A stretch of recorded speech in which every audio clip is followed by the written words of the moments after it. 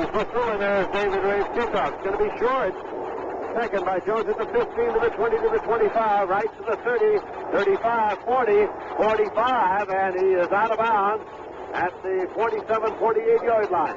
Fine return by Larry Jones for the Washington Redskins. They start first and 10. Skins start fine field position here now as Kilmer goes out with the offensive unit for the Redskins. One of the problems of the Redskins running game this year also has been its offensive line. Only 2 starters are back from last year, and they're averaging only 3 yards a rush. Kilmer brings them up now. Wide receivers to left and right. First and 10 at the 48-yard line. That's Jefferson going in motion back to the inside from a step left. Here's a handoff in close. It's taken by Larry Brown. It's down across the 50-yard line to the 49-yard line. Picked up about 3 yards on the play, so make it second down and 7 yards to go. George Allen did give Larry Brown the start over Dwayne Thomas today. Brown and Moses Dent from the running backs, just as we gave them to you. Larry Brown, of course, picked up 430 yards, had 37 receptions this year. Several with a nagging injury for a good part of the year. Wide receivers left and right. Denson Brown has slid widely now for quarterback Bill Kilmer. Waiting for the snap. This is handed off to Brown again. He tries to squeeze right, and he is pulled down by a firing Jack Youngblood. Youngblood, a 4-year veteran from the University of Florida, one of the stronger members of the Los Angeles Rams defensive unit, comes in to pull him down back at the 45-yard line for a loss of 6, making it 3rd and 13 now. 3rd and 13, so the Rams will figure sure pass here in this circumstance. I'd like to remind you of our coverage of the Sugar Bowl football game. It'll be on New Year's Eve from Tulane Stadium, matching Florida against Nebraska, right here on many of these same Mutual Network stations. Eddie McMillan comes in defensively now as a deep back and replacing a linebacker, Ken Geddes, in what they figure is a sure pass circumstance. He'll rush 4 with 2 linebackers, and they have got 5 men back deep. Have the Rams defensively on 3rd and 13. Kilmer back, pumps it up the middle, and it is incomplete. Intended for Larry Brown. Let's deflected, and it is an incomplete pass bringing on the punting unit. Al Clark got a hand on it, so deflected incomplete. So the punter comes on now for the Washington Redskins, and that is Mike Bragg. He has averaged 38.1 with a long punt of 51 yards for the year. Bertelson has dropped back, and so has Scribner. I beg your pardon, Cullen Bryant it is.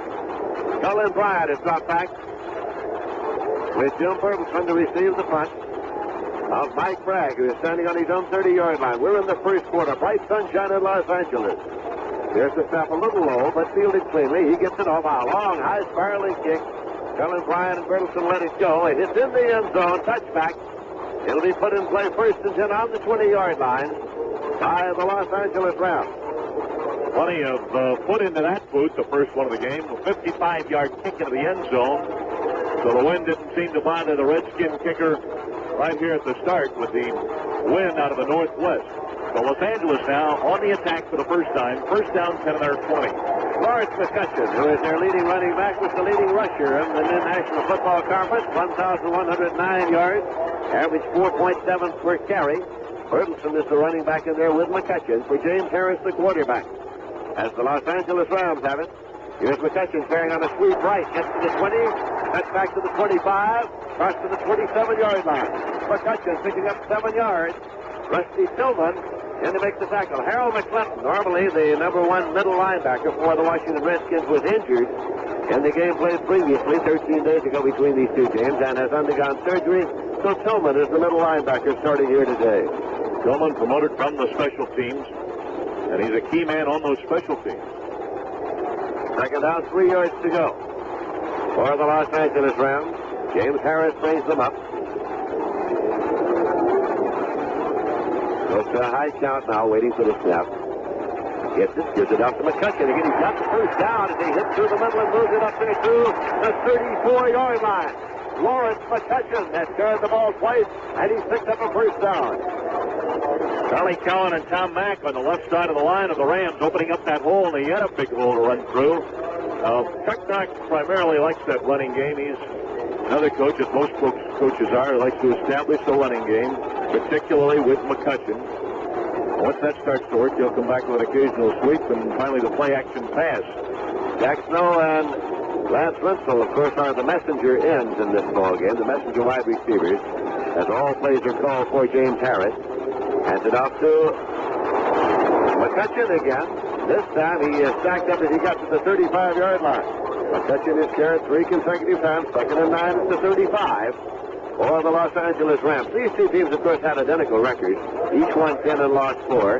Verlin Biggs came in to make the last tackle for the Washington Redskins. Snow comes off, and Lance Wenzel comes back into the next play for James Harris, who took over in the 6th game of the season as the number 1 quarterback. For the Rams, John Hadel, who was the NFL Player of the Year last year, had been traded to the Green Bay Packers. Running back to slip now. Ferguson and McCutcheon. Here's Harris driving back for his first pass. Plenty of time. He pumped it outside and taken at the sideline, incomplete. Across the sideline marker by Lance Wenzel. Wenzel was trying to stay in bounds as he reached for it. There is, of course, a minority opinion offered by the Rams directly in front of their sideline. Now the Rams coach is trying to signal that the catch was made inside the out-of-bounds line, but once the decision was made that the official was caught out of bounds, there was no argument at all. They gave up the argument very quickly. It was obviously caught out of bounds. 3rd down and 9, and now Pat Curran has come in there. Burleson has come out of the ball game for the Los Angeles Rams. Harold Jackson wide to the right side. 3rd and long. Only McCutcheon is a setback here. Dropping back is Harris. And he swings it out to McCutcheon. He drops the ball. Forward pass incomplete. McCutcheon was at the 35. He tried to run before he had it. That brings on the punting unit for the Los Angeles Rams. Redskins stayed in a 5-man front that time. In fact, an extra linebacker was up in the line of scrimmage as well, really making it a 6-man front. Rather unusual defense in a passing situation. It was 3rd and 9. The punter now is Mike Burke. He has averaged 37 yards, his longest 51. He took over from Dave Chappell. Long early in the season, Theismann has dropped back to receive this punt for the Washington Redskins along with Larry Jones. Joe Theismann, the former All-American quarterback at Notre Dame, who played at Toronto for the Toronto Argos for 3 years in the Canadian League. Here's the snap now. Burke gets it off. And it is Theismann waiting at the 19. He's at the 20. Junior working his way along to 22 now, and to the right he goes out of bounds at the 24-yard line. So it'll be Washington starting first as him at the 24. Theismann running laterally that time, got only a 5-yard return as Washington goes on the attack now for the 2nd time. With the score, the Rams nothing, the Redskins nothing. There's a timeout on the field. Now this for the Southern California Visitors Council. What's the weather like where you're listening to my voice right now? Cold, wet, windy? Do something about it. Take your summer vacation this winter and come out of the cold to where the sun spends the winter, Southern California. Southern California Visitors Council says the sun shines here 330 days every year. On golden beaches, blue Pacific waters, warm deserts, close-by mountains, all yours to enjoy, all within hours of Los Angeles. You can golf on 400 courses, go deep-sea fishing, hike mountain trails, ride the sand dunes, or lie lazily in the sun while you get a glorious tan. Horse racing, Hollywood, studio tours, Disneyland. You'll find more things to see and do in Southern California than any other place on Earth. And because our season lasts all year, sunshine costs less in Southern California. You won't believe the low rates. Don't just sit there this winter. Come to Southern California and be warm. For a free vacation kit, write Southern California Visitors Council, 7th and Hope, Los Angeles, California, 90017. And just beautiful weather in Southern California today. Mutual's halftime guest today will be the mayor of Los Angeles, Tom Bradley. Quite a sports fan. We'll be speaking to the mayor on behalf of one of our sponsors, the Southern California Visitors Council. Southern California, where the sunshine costs less. 1st and 10 now for the Washington Redskins. The ball spotted near the 25. Call it 1st and 10 at the 25. Kilmer back to throw. He goes up the middle, and it is incomplete. He was trying to get it to Roy Jefferson. Roy Jefferson up the middle, but he was overthrown. So it's going to be 2nd and 10 at the 25 for the Washington Redskins. These two teams, of course, two of the older franchises in professional football. But in recent years, they have trouble going all the way to a championship. The Rams have not gone all the way since 1951, and the Washington Redskins have not gone all the way since 1942. Redskins back in their huddle now, huddling along their own 15-yard line. Break the huddle, come up to the line now. Roy Jefferson coming forward to the left side. They're running a slot left. Bill Kilmer, the quarterback, played his college football right here in town at UCLA. Handed off to Larry Brown. He starts the sweep, cut back over tackle, and is cut down. After a gain of a yard to the 26, Larry Brown was stopped, and it was Larry Brooks, fine defensive tackle, and Isaiah Robinson, the right outside linebacker, who made the stop. Brown trying to probe over his own left side. At that time, Brown's rushing average this year is down to 3.2. That's low for him, and he's been bothered by injuries. As we mentioned earlier, the Redskins gained only 3.1 yards on the average in ground plays this year, compares with the Rams' 3.7. Eddie McMillan in there defensively as a deep back now, and they pull a linebacker. Ken Geddes figuring sure pass. They move Brown up to a slot left, only one step back, and that is Moses Simpson. They figure certainly now the pass as Kilmer drops back. Pumps once. Kilmer's going to run it out of there. He's at the 25, the 30, and can't get to the first down stick. He's out at the 32. Bumped out by Larry Brooks, and so that brings on the punting unit. As the pass defense of the Los Angeles Rams, the thing that will be a key to this ball game today, had covered up the receiver so that Kilmer ran it out of there but did not pick up the first down. Of course, when you can't find a receiver, the good thing to do is to run with the football. Eat it if you have to. Run with it. Don't risk the interception. The Rams so far have been strong in that pass defense department today, but they haven't been a particularly strong team in that department all season. Mike Bragg back for his second part of the day. His first was 55 yards. Cullen Bryant and Jim Bertelson of the deep men again for the Los Angeles Rams, standing along their own 21-yard line. Bragg gets the snap. Gets the kickoff, a long, high-spiraling kick. Bertelson is at the 23. He's at the 25 in midfield now. Comes up the middle to the 30, and Bertelson gets up to the 33-yard line. So the Los Angeles Rams start first and 10 at their 33, a 45-yard punt by Mike Bragg. Special teams man Dan Ryzek was down under the punt. Now we have a flag down back on the 35-yard line. Bishop goes back, picks it up. And so we'll check out the penalty here. It has been declined. The penalty has been declined, and so it will be as you were, first and 10 at the 33-yard line. And we're getting a timeout signal now from the field as well. Timeout with the score. The Rams nothing, the Redskins nothing. Now this word. Time to go now is 9 minutes, 35 seconds here in the first quarter of the football game. Neither team has been able to mount an attack. Washington has had the ball twice, had to punt both times. The Rams have had the ball once, and they had to punt. So it's been very even. The Redskins on their first possession had good from the 48-yard line, but had to punt on the first series of plays. Well, it's a nothing football game developing into a defensive struggle, which it might because these are the two top defensive teams statistically in the National Football Conference. Rams and Redskins 1-2 in that department. The Redskins' pass defense has been strong too. They're second in the league in that department compared to the Rams' 7th. So we have a timeout on the field. A beautiful day in Los Angeles. Low 60s and a crowd of some 85,000. Very quiet so far. They've had little to really react to so far. We have 9 minutes, 35 seconds remaining to be played in the first quarter of the Los Angeles Memorial Coliseum in sunny Southern California. There is no score in the ball game. James Harris brings the Rams up now first and 10 at their own 33. McCutcheon and Bertelson are the running backs. Well split here. Harris calling starting signals. As the Monarch gives it up to McCutcheon. He is sweeping right. Now tries to cut back, but can't go this time. It's just about half the line of scrimmage. Berlin Biggs got to it. So apparently, as is shown here early, the game plan of the Los Angeles Rams is to give the ball to Lawrence McCutcheon, something they did most of the year. Penalty marker on the play. Penalty marker on the last play. Pat Haggerty is the referee assigned here this afternoon. Art McNally, the supervisor of officials for the National Football League, is in attendance here this afternoon. The penalty is going to be against the Los Angeles Rams. Flipping on the play. Tom Mack coming back onto the field now for the Rams.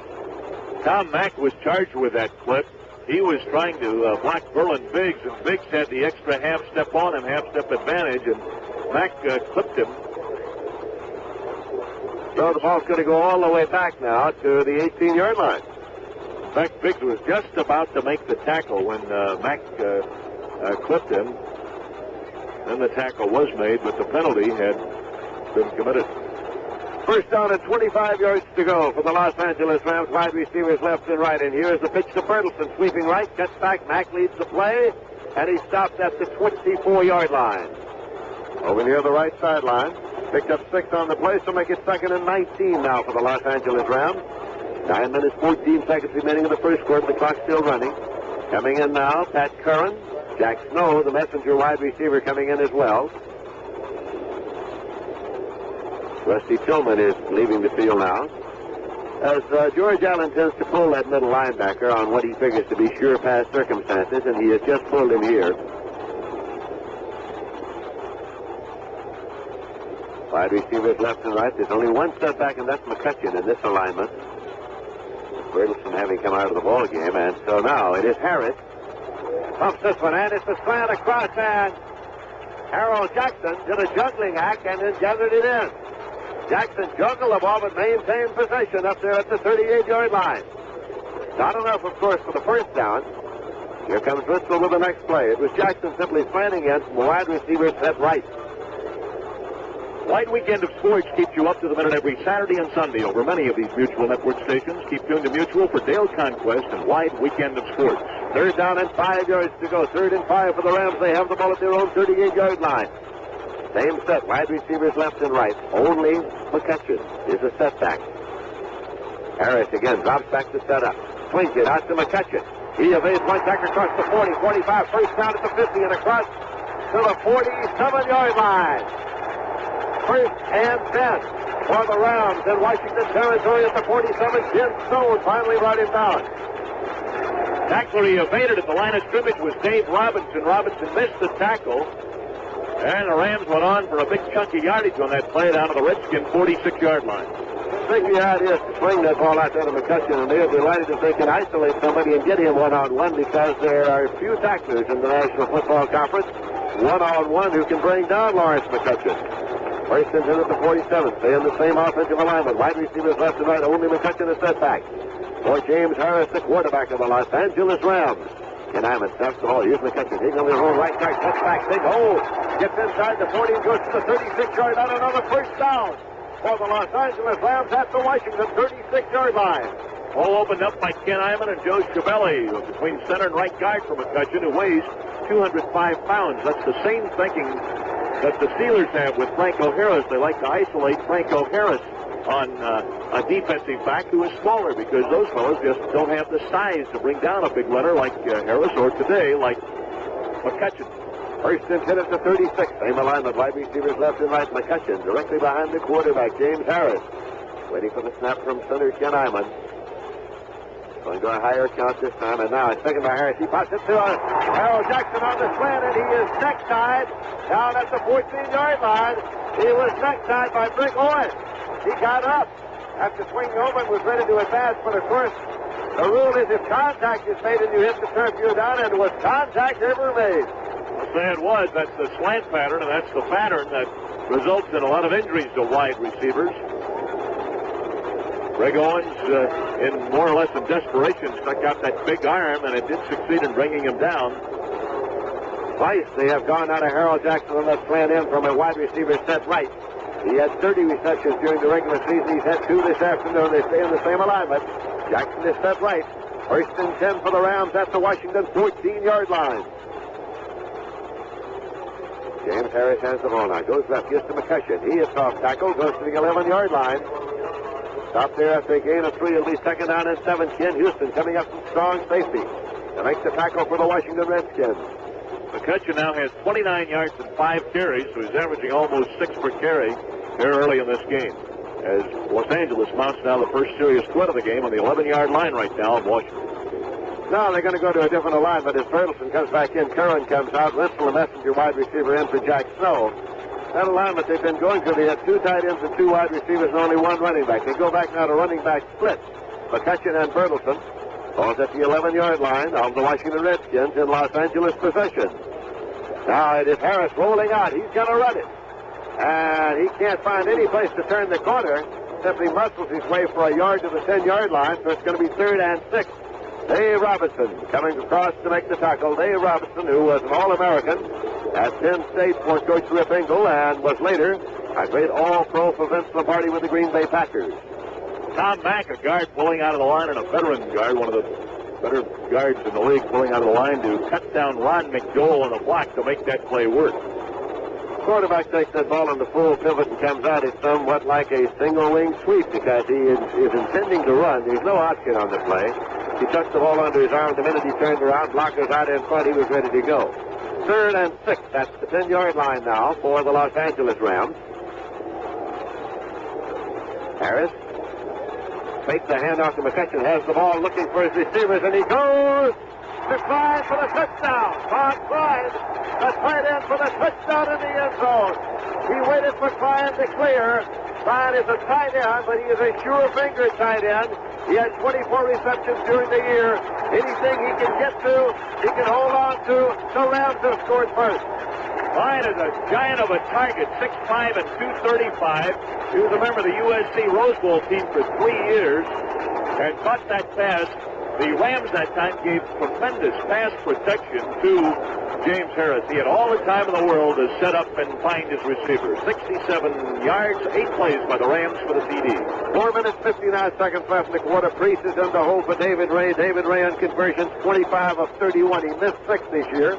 Played his college football at the University of Alabama. Priest hands out stretches, waiting for the snap. Now gets it, puts it down. It's booted up by Ray, and it's good. So as they come back up the field, it is the Los Angeles Rams 7 and the Washington Redskins nothing. David Ray has teed the ball up on the 35-yard line.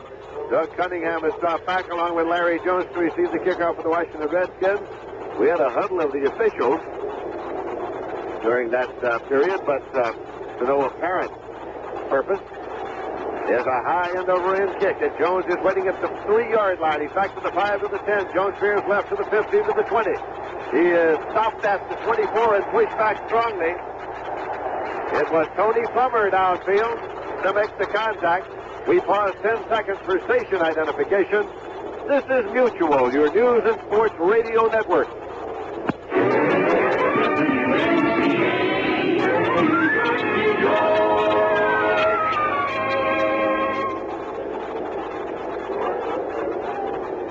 This is Lindsey Nelson with Dave Martin at the Los Angeles Memorial Coliseum for the game between the Washington Redskins and the Los Angeles Rams.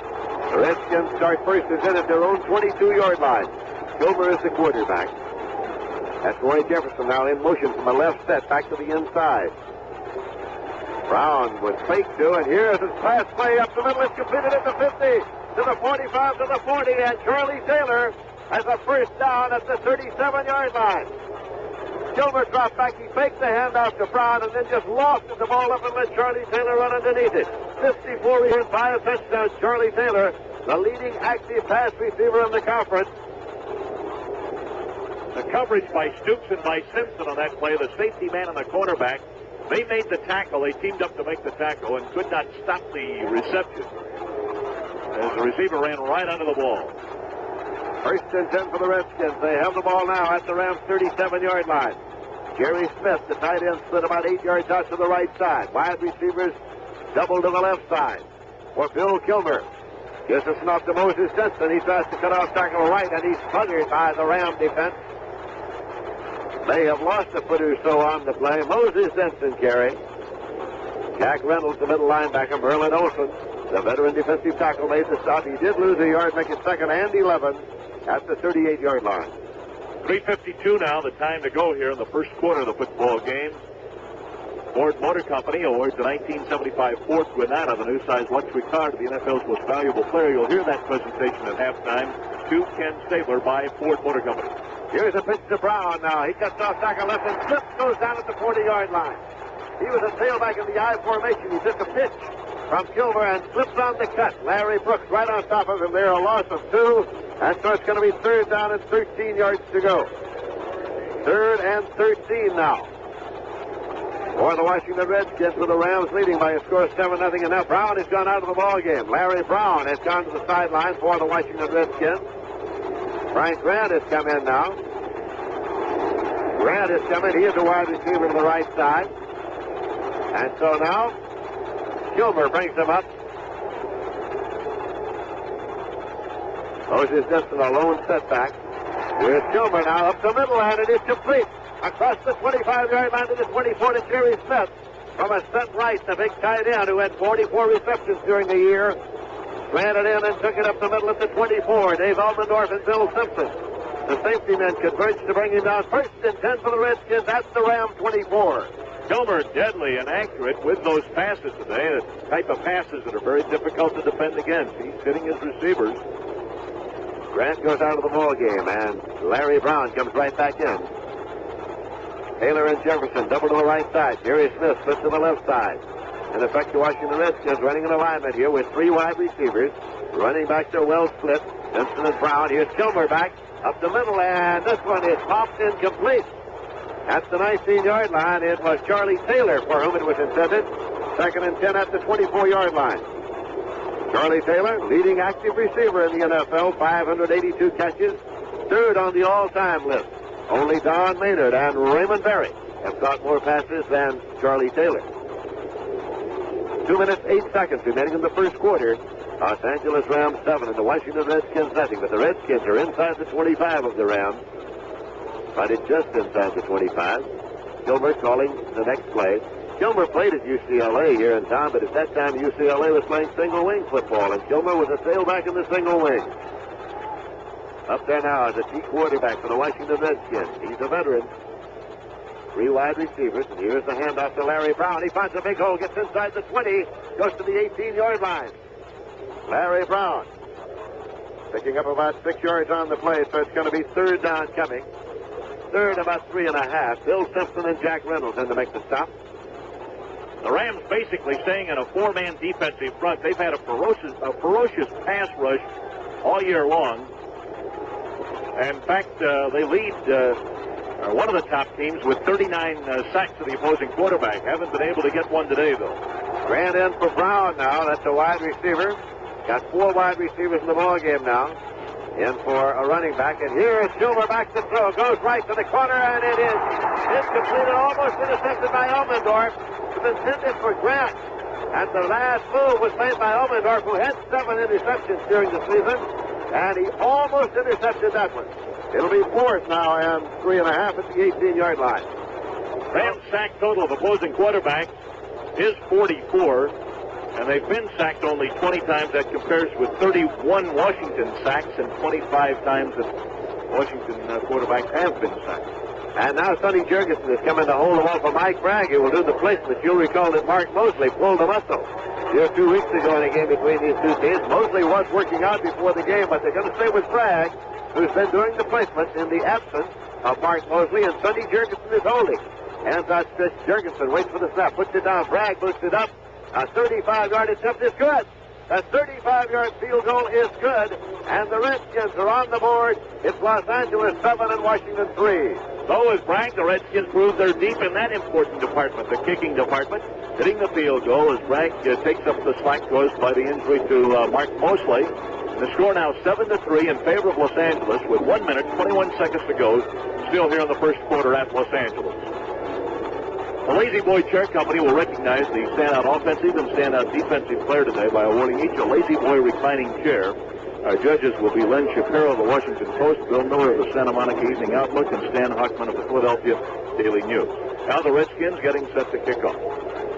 Ball is being teed up on the 35 by Mike Bragg, who apparently will do all the placements today for the Washington Redskins. And the Los Angeles Rams are dropping back Cullen Bryant and Willie McGee to receive the kickoff. We have 1 minute, 21 seconds remaining in the first quarter.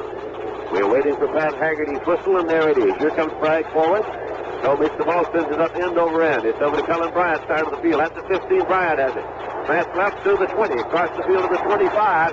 Goes wide now, cuts up to the 30. Cannot turn that corner, and he's ridden out of bounds field the 35-yard line by Bill Malinchak. Malinchak riding him out field the 35-yard line, from which the Rams will start 1st and 10. Ryan, a big, powerful punt return man. The Rams are unusual in that department. You think of scatbacks as return men, but the Rams have several return men, both on punts and kickoffs, who are big. And that time, Bryant was outrunning the Redskins, 2 Redskin pursuers, but the trouble was he was running laterally rather than straight ahead. So now the Rams come up, wide receivers left and right. Bertelson and McCutcheon are the running backs for quarterback James Harrison. Here is McCutcheon sweeping to the right side, wants to cut back over tackle. Side step one is popped. The fumble. Scramble is out at the 34-yard line, and the Rams retain possession. McCutcheon was popped and the ball pops up, but the Rams got it in the scramble. McCutcheon getting up very slowly now. He's up on his knees. He's getting a hand from some of the Ram fans here. His helmet is off. Dave Robertson was the man there who popped him, and it is at the 34-yard line. So it is 2nd and 11 at the 34. Tony Baker is coming to the ballgame now. McCutcheon and Bertelson have come out. Wide receivers left and right. Baker is the lone setback in this alignment. Double tight end. Wide receivers. On either side, if Harris stops back. Guns this one, and it's incomplete to Lance Bristol. Landing it to set left. At the 50, he could not handle it. It's 3rd and 11 at the 34-yard line for the Rams with 15 seconds remaining in the quarter. Washington lining up that time with 6 men in the line of scrimmage, but one of those 6 drops back on pass coverage along with the 1 linebacker. So it's a 6-1, but really only 5 men are rushing.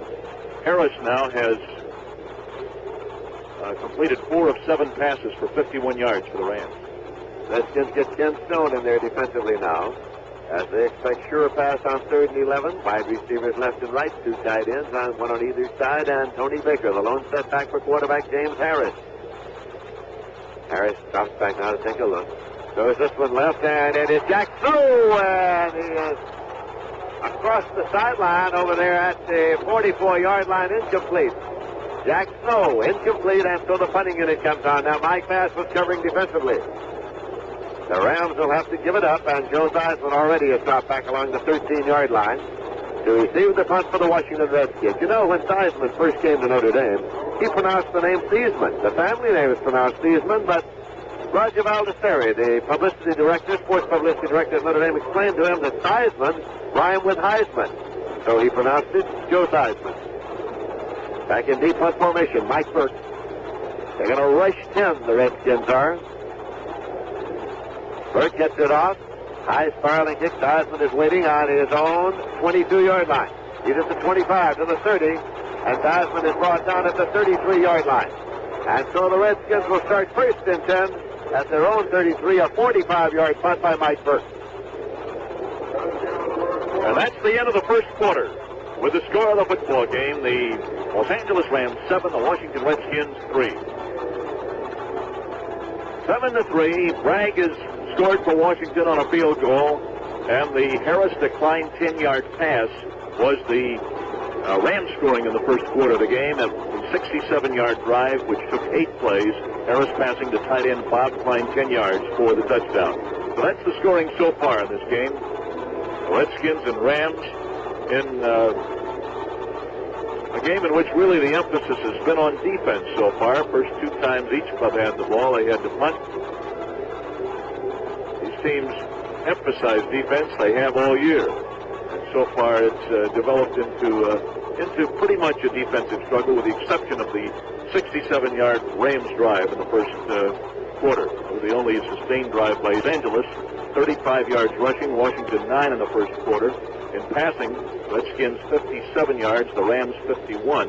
So the total yardage is 86-66 for the Rams.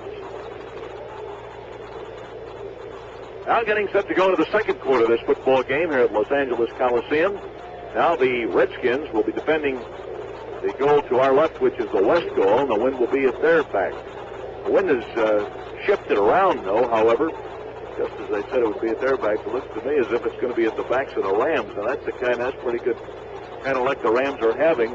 They had the wind in the first quarter, now the wind is shifted around. The Rams have it their backs here in the second quarter, and it's still a brisk one. Looks like it's blowing maybe 15 to 20 miles per hour, maybe a little bit more. Sugar Bowl football game will be coming your way on the Mutual Network on New Year's Eve. matching the Florida Gators and Nebraska Cornhuskers. We'll hear all the action right here on Mutual. First and 10 for the Washington Redskins as we start the second quarter of play. This is Lindsey Nelson with Dave Martin at the Los Angeles Memorial Coliseum. Running back to the line formation now. Gilmer comes right at, pops that ball quickly to the outside, complete to Charlie Taylor. Short, quick pass. He goes out of bounds at the 35-yard line, so it's a gain of only 2 yards on the completed pass. Charlie Stoops, the cornerback over there, made the tackle. It is second down and 8 yards to go. The Rams are leading by a score of 7-3. Washington Redskins, between 1945 and the time that George Allen took over as head coach 4 years ago, never were able to put 2 winning seasons together back-to-back. They had long dry spells. Here's the Washington Redskins. They came to Washington from Boston in 1937. George Preston Marshall at that time was the principal owner of the team. Second and 8. Now Jefferson from a left step in motion back to the inside. Handing it off close to Larry Brown. Well, he stacked up as he picked up a yard or so. Maybe 3 to the 38-yard line, which would make it third down and 5 yards to go. Jack Reynolds and Fred Dreyer came in to make the tackle. Reynolds, a middle linebacker in that Rams defense. Now the Rams sending a couple of defensive substitutions on the field. They get Eddie McMillan in there and Steve Priest because they just saw the Redskins go into an alignment that will have only one setback. They sent Grant in and Will Brown out. Something that both teams have done here this afternoon, going to a plethora of wide receivers with only one setback. Here is Gilmer now dropping back, takes a look. Wants to put it up, but he can't find anybody, and he is back and fumbles the ball. The scramble is on. And who got it? The Rams got it at the 37-yard line. It is McMillan on the football. The Los Angeles Rams, an official is down. On the far side around the 35-yard line. Spot is being marked up there at the 37-yard line. So a flurry here at the Los Angeles Memorial Coliseum, but the Rams get the ball. First and 10 as it's spotted outside the 37-yard line of Washington. It's a rare fumble committed by the Redskins. They've lost only 9 fumbles all year. So the Rams bring him up now. After you recover a fumble like that, you put the ball up on a pass play on the first play. Many teams do. Wide receivers left and right. Now one setback for the Los Angeles Rams. James Harris going to a higher count. Here he drops back to pass. Going to go long, and there's the bomb way down the end zone, incomplete. Intended for Harold Jackson. Jackson had sped down the right sideline and then ran a post, but could not get to the ball. Led a little too much. Second and 10 at the 38-yard line. It was barely too long for him. He nearly got to it. Pat Fisher was on the coverage, and Jackson was behind Fisher as Jackson sped down the field. He's the fly boy for the Rams. The veteran quarterbacks in the National Football League will tell you it's almost an unwritten rule that after you get a break, a turnover, come up with a football, go to the bomb on the first play afterwards with the hope that you can find the defense discouraged and a little disorganized. So you can look for it 9 times out of 10. It's second and 10 at the 38-yard line. Again, wide receivers left and right, tight ends left and right. One setback for the Los Angeles Rams. James Harris, the quarterback. Harris now with a pitch taken by McCutcheon. He's sweeping left, cuts back, but can't find a hole. It tries to go outside again. He's at the 40-yard line. Dropped for a loss of 2, so it'll be third and 12. It was Bill Grundy, 5-year veteran from the University of Colorado, the defensive left tackle of the Washington Redskins, who came in to make the tackle. He played off the block very well to get to the ball carrier that time. Grundy's one of the fine linemen in the league.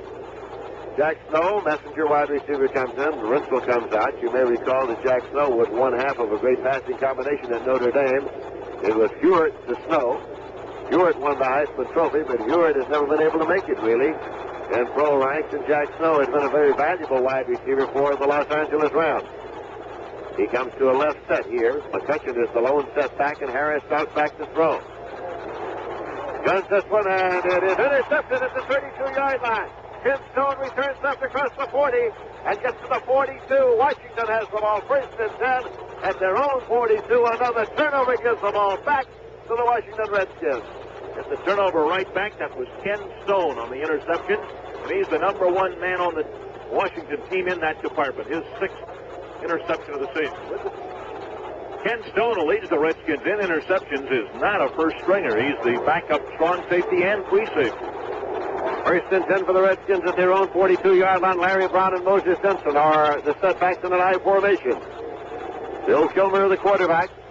He comes back, fakes to Brown, sets up the throw. He's going to gun it this time, incomplete. And again, a move made toward the interception by Charlie Stoops. Charlie Stoops, the left cornerback, who had 7 interceptions for the Rams during the regular season. It is 2nd and 10 now at the 42-yard line. Commissioner Pete Rozelle of the National Football League is in the booth directly next door. Darrell Rosenblum, who is usually there, the owner of the Los Angeles Rams, has been vetted with what has been called a mild heart attack sustained last weekend. Darrell Rosenblum not allowed by his doctors to witness this game here this afternoon. 2nd down and 10 at the 42 for the Rams. Henson and Evans now. All right, setbacks, and here is Kilmer dropping back. Going long, and it's Grant trying to get to it, but he stumbles. Little contact was made. Dropping back was Elmendorf. And Elmendorf and Grant were running side by side. There was some contact on the part of somebody, and Grant was thrown off stride. An incompleted pass. It'll be 3rd and 10 at the 42. No flag. Just a word about the play previous to this last one. Stoops could afford to gamble and go for the interception because Robertson, on that particular play, had the intended receiver covered well. So there was good teamwork in the Rams secondary that time, and Stoops nearly got the ball back for the Rams. 3rd and 10, and the Los Angeles Rams figure sure pass, so they get Priest and Eddie McMillan in there now. They pull 2 linebackers. They pull Geddes and Robertson. 2 linebackers pull for 2 deep men, and they've got 6 deep men now. 1 linebacker, and they'll rush 4. Kilmer dropping back on 3rd and 10. Takes it outside to Grant, and Grant is swept out of bounds, but he's at the 44-yard line for a first down. First down for the Redskins as Al Clark was over there. Elmendorf upped him out of bounds after he caught the ball. Those 6 defensive players could not stop the pass in that play. 6 defensive men in the backfield. You may recall on Thanksgiving Day when a last-second pass on the part of Dallas defeated the Washington Redskins. They had 7 deep defenders in the ballgame at the time, but could not stop that one either. Drew Pearson sped by them and took it for the touchdown that won the game for Dallas. 1st and 10 at the 44 now. Kilmer drops back, goes left. He's going to go outside there and can't get it to Jefferson. Incomplete. Jefferson, the intended receiver, 2nd and 10 at the 44. 12 minutes, 40 seconds left in the half. Los Angeles 7, Washington 3. And a reminder that Mutual's halftime guest today will be the mayor of Los Angeles, Tom Bradley. Mayor Bradley is quite a sports fan. He started track at UCLA, and also the tackle in football. We'll be talking to the mayor on behalf of one of our sponsors today, the Southern California Visitors Council. Southern California, where the sunshine plus less, will be one of our guests today. He's in the booth with us right now.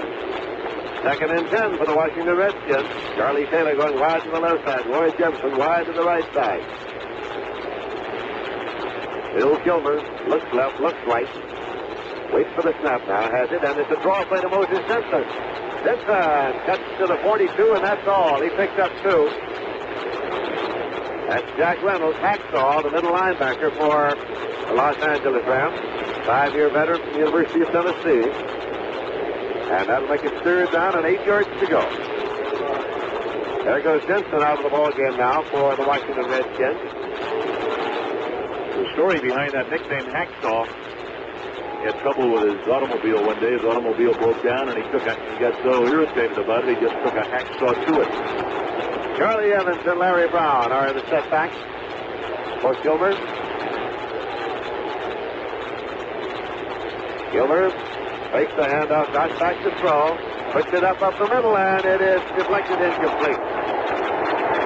Roy Jefferson was the intended receiver. Al Clark was one of the covers. Stoops was there as well. And so it's going to be the punting unit coming on now for the Washington Redskins. For the first time today, the Rams that time were in a 3-man front against the rush.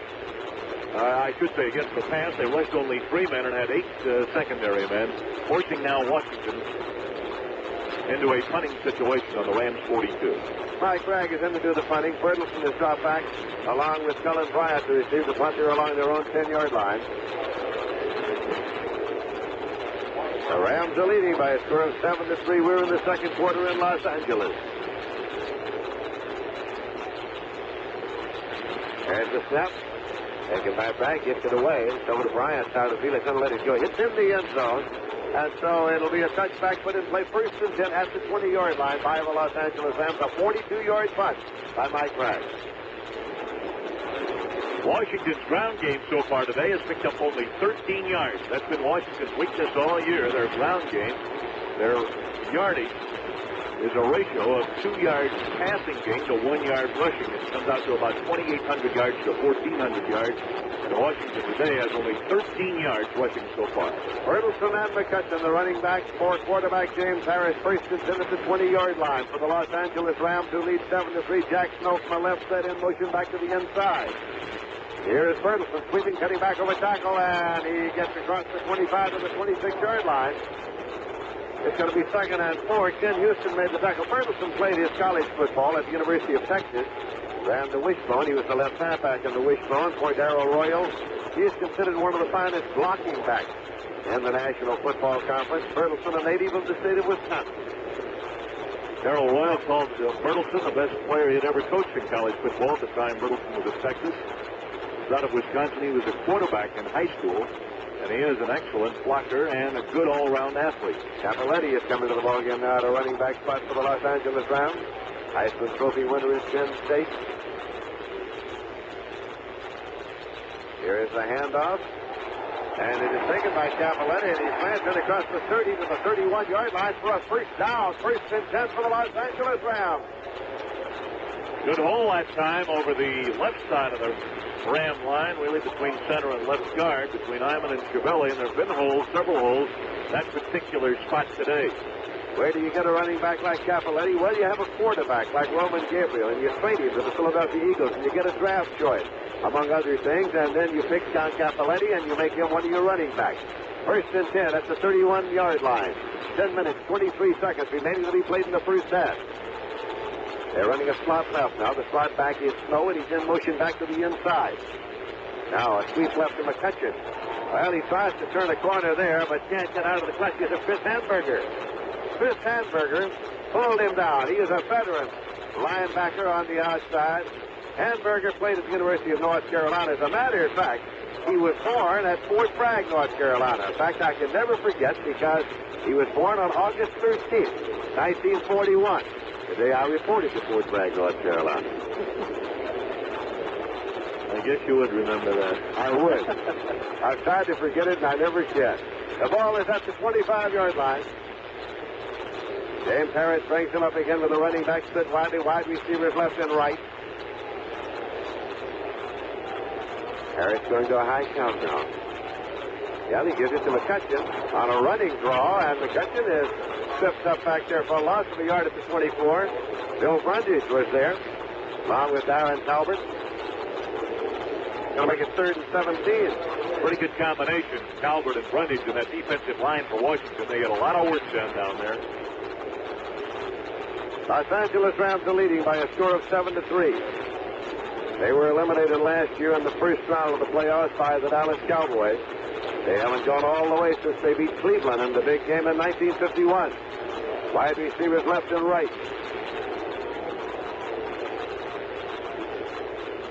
Third and long, and so Harris drops back to put it up. Looks right, goes up the middle, and it's intercepted at the 40. And return to the 35. Pat Fisher has it inside the 30. At the 25, Pat Fisher to the 23-yard line. First and 10 for the Redskins. The little man, 5 feet 9 inches tall. Pat Fisher intercepted. Former St. Louis Cardinal, one of the best defensive backs for so many years in the National Football League. And when he caught that ball, he stumbled momentarily into one of his own men and had to sort of right himself to get started. Still got a pretty good return on it. Now we'll pause 10 seconds for station identification. This is Mutual, your news and sports radio network.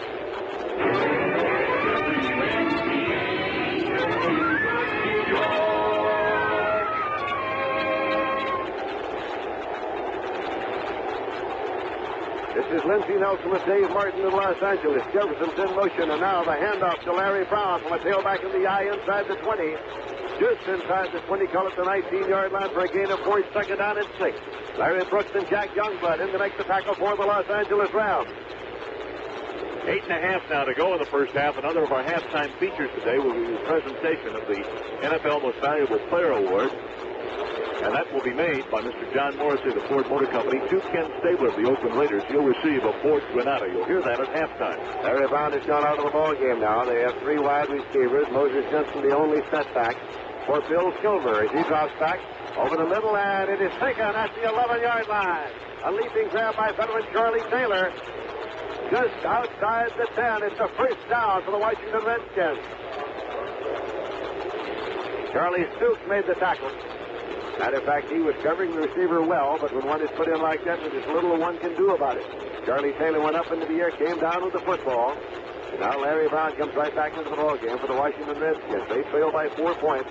Driving here with 7.5 minutes remaining to be played in the first half. Taylor and Jefferson double to the left side.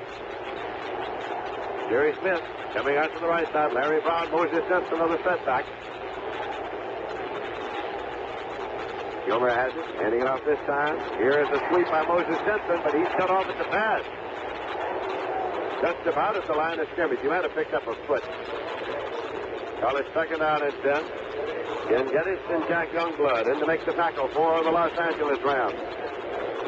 Moses Jensen is one of those fellows who was discovered out of an obscure school, little school in Maryland, Eastern Shore, Maryland. But he's developed into a good running back for the Redskins. In fact, is the number 2 rusher of the team. Averages 3.8 yards per rush. Frank Grant's in now, and Brown has gone out. 3 wide receivers strung out. Here is Kilmer. Back to throw, and he guns it to Grant. Incomplete on a penalty marker throw, and he was bumped by Elmendorf. An interference call, Elmendorf from the rear. On the pass receiver, Frank Grant. And the call was made, so it's going to be put in play on the 1-yard line, first and goal. Elmendorf went for the tackle before the receiver had the ball in the end zone. So the Redskins get it first and goal at the 1-yard line. Frank Grant, the intended receiver from South Colorado State, although he is a native of Brooklyn. 6 minutes, 36 seconds remaining to be played in the first half. Brown and Moses Jensen are the running backs for Kilmer. Charlie Taylor in motion. And here is Brown, and he cannot get there. He's a foot short. Came right inside the cutback. Elmendorf was there. Second and goal at the 1-foot line. Larry Brown's big year, of course, was 1972. He's had 19 100-yard games in his entire career, but 72 was his big year when he had 1,216 total yards. Named Pro Athlete of the Year and NFL's Most Valuable Player. And now the Los Angeles Rams get Isaiah Robertson back in there. They get Ken Geddes back into the ball game. Second down and goal. Brown and Jensen are in the setback for Bill Kilmer and the Washington Redskins. Brown.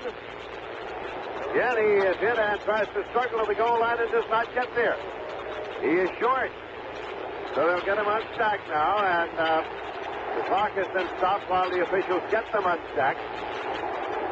Time the Rams had 9 minutes up in the line of scrimmage with only two linebackers, and Jack Reynolds, one of those linebackers, really stuck his nose right up there in the line of the scrimmage at the snap of the ball and made the stop on the play. Goal line defense of 9-2. Now the Rams again beef up the defense. They get Bill Olsen, among others, in there. It's third down and goal at the 1-foot line. Pat Haggerty signaling over to the Los Angeles bench. So Coach Chuck Knox and his staff as they are a foot short are the Redskins. Jensen and Brown again the setback for Kilmer. And here it is now to Jensen, and he is there for the touchdown. Planted in for the touchdown. Moses Jensen has taken it in to put the Redskins ahead with 5:24 left in the half. Jensen is 6'1", 215 pounds. He's a one-year man. This is second year in pro ball from Maryland State Eastern Shore. And of obscure schools, that has to be one of the most obscure. What a good find by the Redskins. It's that school close to Washington. Sonny Jurgensen in now to hold for Mike Bragg, who will attempt the conversion. The Redskins are leading 9-7 with this conversion attempt coming. Jurgensen, hands outstretched, is waiting for the snap now. He's put down. Mike Bragg boots it up, and it's good. So as they come back up the field, it is the Washington Redskins 10 and the Los Angeles Rams 7. The 11-yard line for the Rams to the 15 to the 20, cuts right to the 25 to the 30, and he is pulled down at the 31-yard line. The Rams will start first and 10 at the 31 on Cullen Bryant's return of the kickoff. Downfield to make the tackle for the Redskins was John Virgin, for the linebacker at Notre Dame. Bryant has been in just a slight slump lately in that kickoff return department. He averages right around 27 yards per kick. But that average has been going down. I should say for kickoff return, that average has been going down for the last 2 or 3 weeks. Rob Scribner's into the setback now, along with McCutcheon for the Los Angeles Rams. Nolan Jackson to the wide receivers. James Harris, the quarterback. They keep it to McCutcheon now, and he cuts inside across the 35 to the 37-yard line. Picks up 6 on the play. It'll be 2nd and 4. Rusty Tillman, the middle linebacker, in to make the tackle. The wide receiver comes on. It's Lance Wenzel bringing in the next play as Jack Snow departs. Natural grass here at the Los Angeles Memorial Coliseum. No artificial turf here. Is Wenzel to the left side. Harold Jackson to the right side.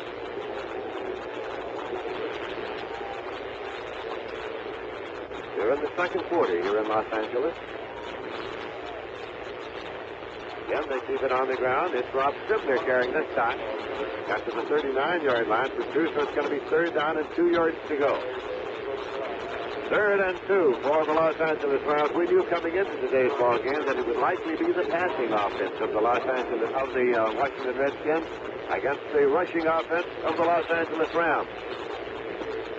Rams tending to keep the ball on the ground now. Harris's last 2 pass attempts have both been intercepted. Scribner has come out of the ball game now, and they have only one setback in there. That is McCutcheon. Making a sure pass here, although it is 3rd and 2. Their own 38, and Harris drops back. And now he hits the ground with the ball, getting rid of it, unloading really. As the pressure was on him, it was not near. An eligible receiver, Deacon Jones, was the nearest man to it, as a matter of fact. So it's going to be 4th and 2, and the Los Angeles Rams have 3 minutes, 52 seconds left in the half, and Washington is leading by a score of 10-7. Looking at Harris's figures, he had only 6 passes intercepted out of 198 thrown. Going into the game today, but his last 2 today have been picked off. Mike Burke in deep punt formation on his own 25. Theismann standing along his own 10 to receive it for the Redskins. Burke puts it up, a high spiraling kick, and Theismann is waiting. He's at his own 16, and he's at the 20 now. Skirts back all the way to his own 15. Can't turn that one. He's at his own 10. Comes back to the right now. Theismann jitterbugging, pulled down from behind at the 12-yard line by Tony Plummer. So it'll be 1st and 10 for the Redskins at their own 12-yard line. Youngblood and Stein were on the chase for the Rams that time and almost had Theismann pinned back there deep in his own territory as he actually ran back toward his own goal. That was a 45-yard kick. So now the Redskins start in their own territory. Clock showing 3 minutes, 35 seconds left to play in the first half. The Redskins out in front in this game. Redskins in an I formation. Moses Simpson is the fullback, as Jefferson in motion. And Jensen got the handoff, but a little mix-up on it as he and Gilbert collided on the handoff. Moved it up to the 14-yard line where it'll be 2nd and 9. Isaiah Robertson and Freddie Dreyer on the tackle for the Los Angeles Rams. Washington 10, Los Angeles 7. Redskins huddling around their own 5-yard line now. Out of the huddle and up to the line. Double wide receivers to the right side. That's Jefferson and Taylor. And here's a pitch to Larry Brown. He cuts back to his right. Gets across to the 17-yard line. Then a 3 on the play. That'll make it 3rd down and 6 for the Redskins. We are winding down towards the 2-minute warning. We are now at 2:45. Moses Denson leading the blocking that time for teammate Larry Brown, and did throw a very fine block, and Brown cut inside the block to pick up the yard. 3rd and 6 for the Redskins. Jefferson to the left side now. Jerry Smith to the right side. Wide receivers. And the setback to Smith Bradley. Here is Gilmore with a little incomplete. A penalty marker thrown. Charlie Taylor was the intended receiver. Charlie Taylor, the intended receiver. Charlie Stoops was the culprit. As the penalty marker was thrown, Taylor was on the turf at the time that the ball got there. So interference has been called.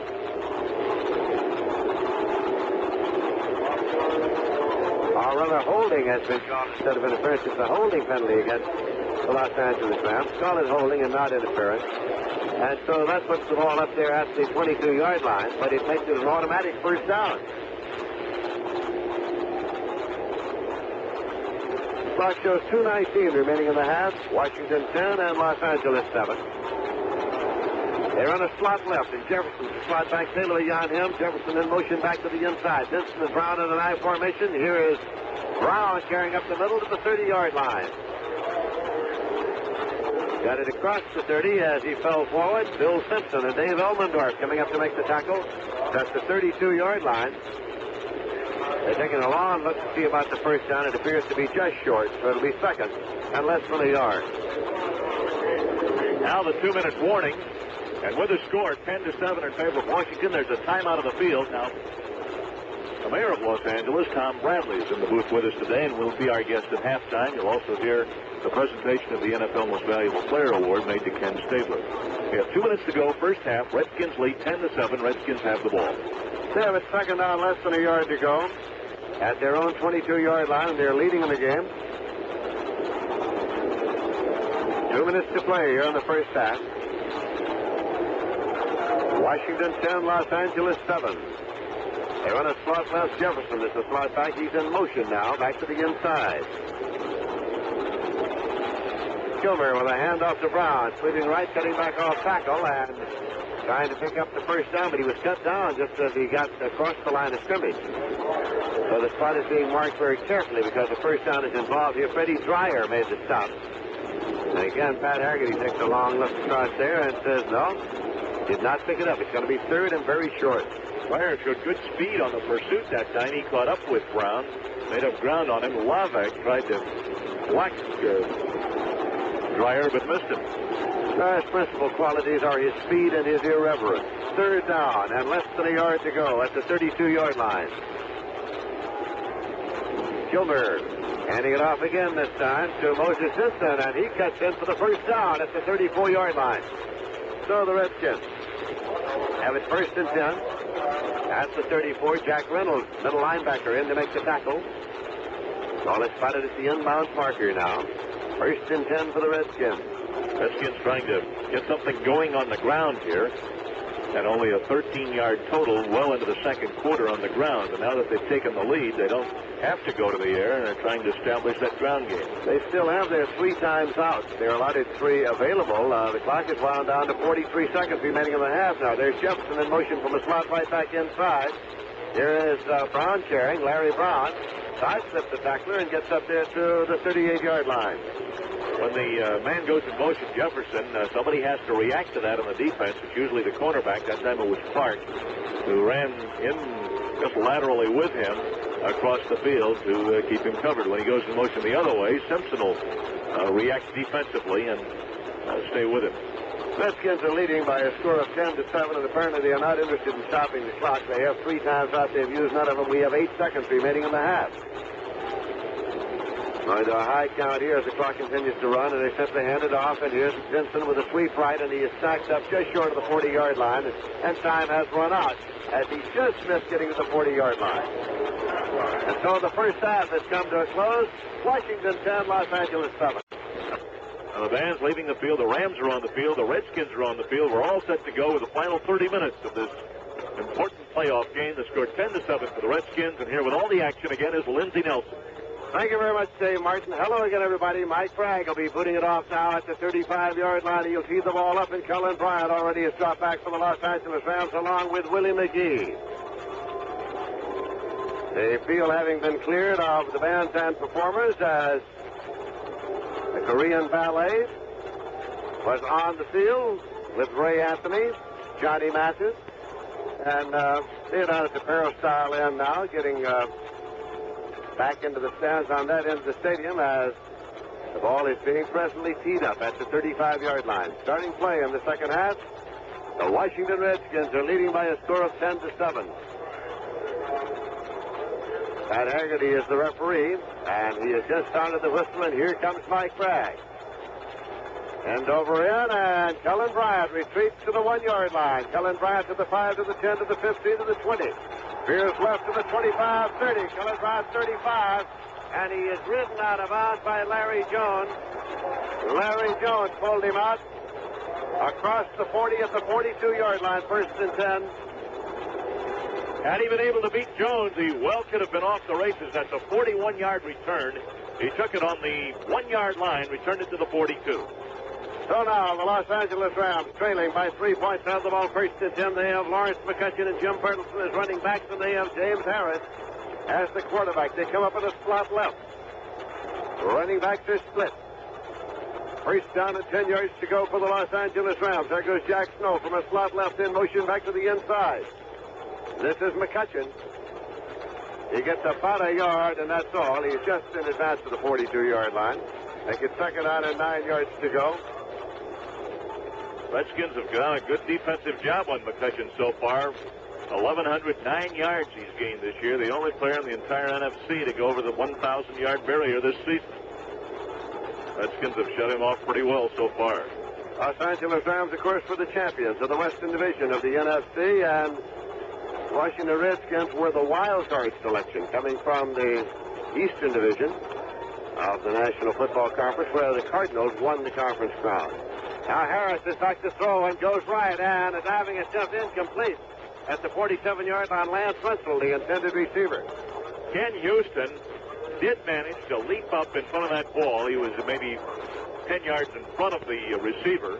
He did manage to leap up and barely tip the ball with his outstretched fingers, which might have thrown it off course just enough for the receiver to miss it. 3rd and 9 at the 42-yard line. Deacon Jones comes in there now, defensively for the Washington Redskins. Ken Stone is coming also defensively for the Redskins, figuring sure pass on 3rd and 9. Early in the 3rd quarter here in Los Angeles. Harris has the ball. He's dropping straight back. Takes a look now and is chased out of the pocket right now. The Deacon reaches for him, can't get him. He's going to run it across the 45 to the 51st down out of bounds in Washington territory at the 49-yard line.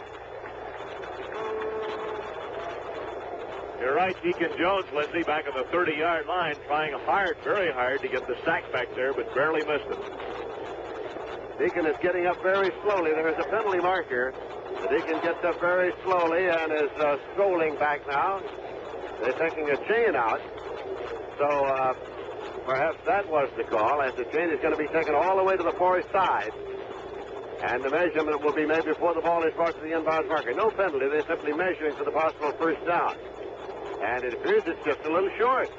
It is a little short. Harris went out of bounds thinking he had got to the 1st down sticks. However, the man holding the stick had of course retreated, and so a little miscalculation.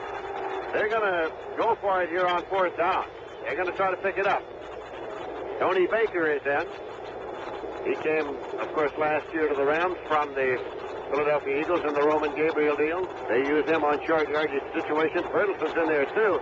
This year, more than last, they have frequently given the ball to Bertelson and used Baker as a decoy and a blocker in this situation. It is 4th down. The ball's at midfield, inches to go for a 1st down for the Rams. They're going to try it on 4th down here. Double tight end alignment. Harris now, and there's the quarterback stick for the penalty marker. I think Bertelson beat the snap. It appears that Bertelson beat the snap. Yes, it did. It looked like backs in motion. Well, an alignment like that with everybody in so tight, shoulder to shoulder in both offense and defense, you just have to be tempted to go wide. Well, that is the call, and so now the punting unit will come on for the Rams because that'll make it 4th and 5, and they don't want to risk that. So the quarterback sneak attempted by Harris probably would have picked up the first down, but Bertelsen beat the snap, and Mike Burke is in to do the punting. Harris hurdled the line of scrimmage and had the first down had his teammates not been in motion. Larry Jones and Joe Theismann are back now to receive the punt along the 10-yard line for the Washington Redskins, who lead in this game by a score of 10-7, 13 minutes, 56 seconds left to play in the third quarter. Burke has his hands outstretched now, standing at his own 31-yard line. There's the snap. He's got it. Gets the kickoff. And it is Theismann at the 10-yard line. He jitterbugs to the 15, sidesteps the tackler, but is stopped at about the 17-yard line. It is Jim Peterson downfield to make the tackle, and so now the Redskins start 1st and 10. They start at their own 17-yard line. A reminder that Mutual will be on hand at New Orleans on New Year's Eve. Lindsey, I thought a classic example of a receiver running under a football was a pass that Tarkenton threw against Kansas City, a game you covered, I think, a couple of weeks ago. Toward the end of the first half. He simply lofted the ball, and the receiver had barely left his starting tracks. That's frequently done. If you got a man with good speed, just put it up there and see how fast he is. If you can get there, lots of luck. Now, the Washington Redskins run a slot left, and Jefferson is the slot back. They have their running backs in an I formation. Here comes Jefferson in motion back to the inside. Benson is the fullback. Larry Brown's the tailback. Here is Kilmer going to the left sideline, and Charlie Taylor can't get to that one either. Tried it on one side, tried it on the other side. That time it was Al Clark covering defensively. That'll be 3rd and 10 at the 17-yard line. Well, there's one thing about covering a game in Los Angeles. If it's a big event, of course, there are all sorts of people from the entertainment and political world that are around and about. We have here not a capacity crowd today, but I'm sure more than 80,000 fans packed into the Coliseum, and just outside the booth at halftime, it was packed and jammed in the runway. I was bumped into by Mervyn Leroy, David Jansen, Ben Scully, and the mayor of Los Angeles, all in a 30-second period. 3rd and 10 at the 17-yard line. Mayor's a big man. See if he could run interference for you.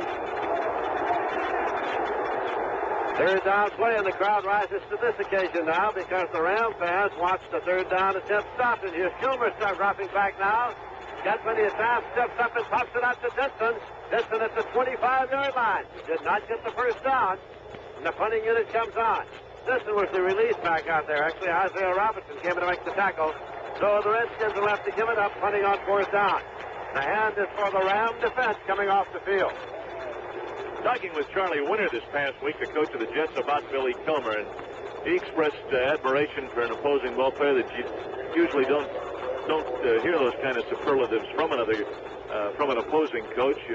And he was making the point of how game Kilmer is, how much he gets done, despite the fact that he doesn't have superior ability. Mike Bragg dropping back into deep punt formation, standing at his own 10-yard line. Bertelsen, Bryant, and Scribner are back to receive the punt for the Los Angeles Rams as they drop back in a triangle. Bragg puts it up now. Colin Bryant is retreating. Bryant takes it over his shoulder and doesn't come to a stop till the 15. He's back to the 20, runs into his own man, has to come back the other way, and is finally dropped at the 21-yard line. Well, he bumped into a number of folks. Some of us theirs and some of them his. 55-yard punt. Well, the main man he bumped into that hurt his progress, really impeded his progress in that return, was Tony Plummer. Now we have a timeout with a score 10-7 in favor of Washington. Timeout on the field. Now this for Pennzoil. When you know most of the members of a particular family, it's interesting, isn't it, to check out family resemblances. It's interesting, too, to see how family resemblances are apparent not only in people, but in products as well. Take the famous Pennzoil family, for example. It all started with Pennzoil motor oil, the quality motor oil since before the turn of the century. Well, now the Pennzoil family's grown to where there's a Pennzoil lubricant for just about every engine. Airplanes, racing cars, motorcycles, powerboats, snowmobiles, dune buggies, even lawnmowers. And now there's a Pennzoil oil filter, too. The family resemblance? Well, of course there's one in the familiar yellow and red Pennzoil oval, but the real family resemblance lies in things like Pennzoil quality and dependability. And that's why when any kind of engine is worth caring for, Pennzoil is worth asking for. We have a 10-7 football game. No scoring as yet here in the third quarter. 12:26 to go. Rams with the ball now, and they're 21. First and 10, and James Harris brings the Rams up in a slot left. There goes the slot back, and that's Jack Snow in motion back to the inside. Harris faked the handoff, wants to throw, puts it up now, and it is completed up to the 25-yard line to Bertelson. Bertelson, back, made the catch, and it's going to be marked up to 26. He was actually pushed back a couple of yards by Chris Hamburger. Hamburger right on Bertelson. He was right behind him as the pass was thrown and caught. Immediately made the tackle. Bertelson, the number 2 rusher on the Rams team, but he also does some receiving and has caught 19 passes, now 20 this year. Rich Saul is in there at center now in place of Ken Iman for the Los Angeles Rams. Harold Jackson to the right side. Lance Wenzel to the left side as wide receivers. Second down and 5 yards to go for the Rams, who trail by 3 points in the ball game. High count to Harris. Hands it off to Bertelson. Bertelson hits back up the middle, but gains only a yard as he got to the 27-yard line, where it'll be third down and 4 yards to go. Verlin Biggs in to make the tackle. Here comes Jack Snow back in with the next play. Expecting a run, the Redskins that time run a 6-man defensive line. Piled up Bertelson. A little or no gain. Now we go to a third down 4. What will the Rams do now? Third and 4 as the Washington Redskins deploy their defense now. Wide receivers left and right, running backs a split for the Los Angeles Rams.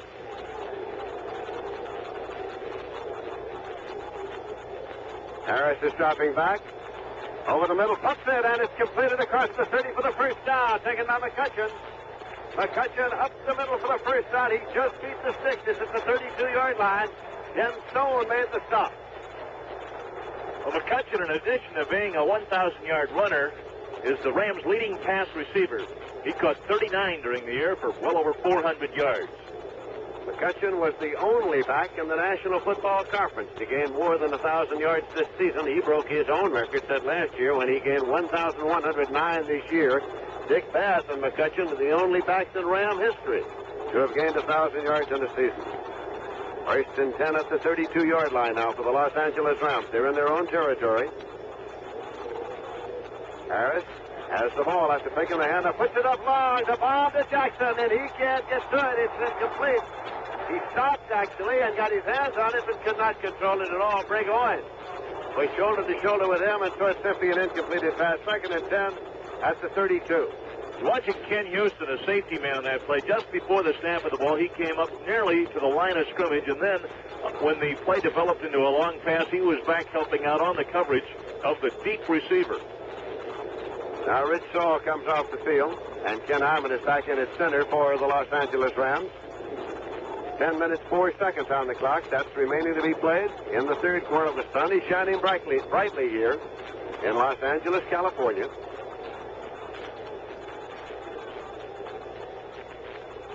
James Harris waiting for the snap. And just enough to McCutcheon. He tries to jitterbug his way up there, but cut down at the 30-yard line for a loss of 2, where it's going to be third down and 12 for the Los Angeles Rams. Ron McDowell in to make the tackle as the Redskins digging in that defense and trying to hang on and protect a 3-point lead here in the third quarter. The winner of this game, of course, knows that it'll be going up to Minnesota next Sunday afternoon in the NFC Championship game to take on the Minnesota Vikings, who yesterday defeated the St. Louis Cardinals. Now, only one setback here. Wide receivers left and right, tight ends left and right for the Los Angeles Rams. Third and 12, and Harris drops back to put it up. McCutcheon drifts out, but it's gone up the middle, incomplete. And it is intended for Curran. A defensive back, Ken Houston, over his shoulder. The Rams and the fans think that interference should have been called. No flag on the play. Fourth down, the punting unit comes on. Houston going for the ball, and looks from the sidelines as if he might have committed contact going for it. Now, McCutcheon's yardage total is 24 in 13 carries. So McCutcheon, 1,000-yard runners, dropped under the 2-yard average mark in this game. And so back in deep punt formation now. It's Burke and Larry Jones and Joe Thosman drop back. It is Thosman who is at the 20-yard line. Ken Stone is back there, too, as they set up in a triangle. And Thosman moves up. However, is taken at the 36-yard line by Jones. And Jones going left now. Gets to the 40, across the 40. Pulled down at the 44-yard line. First and 10 for the Redskins at their own 44. A 35-yard punt by Mike Burke. Score 10-7 in favor of the Washington Redskins. Now we have 9 minutes, 6 seconds to go in the third quarter. There's a timeout with the score 10-7 for Washington. Now this word.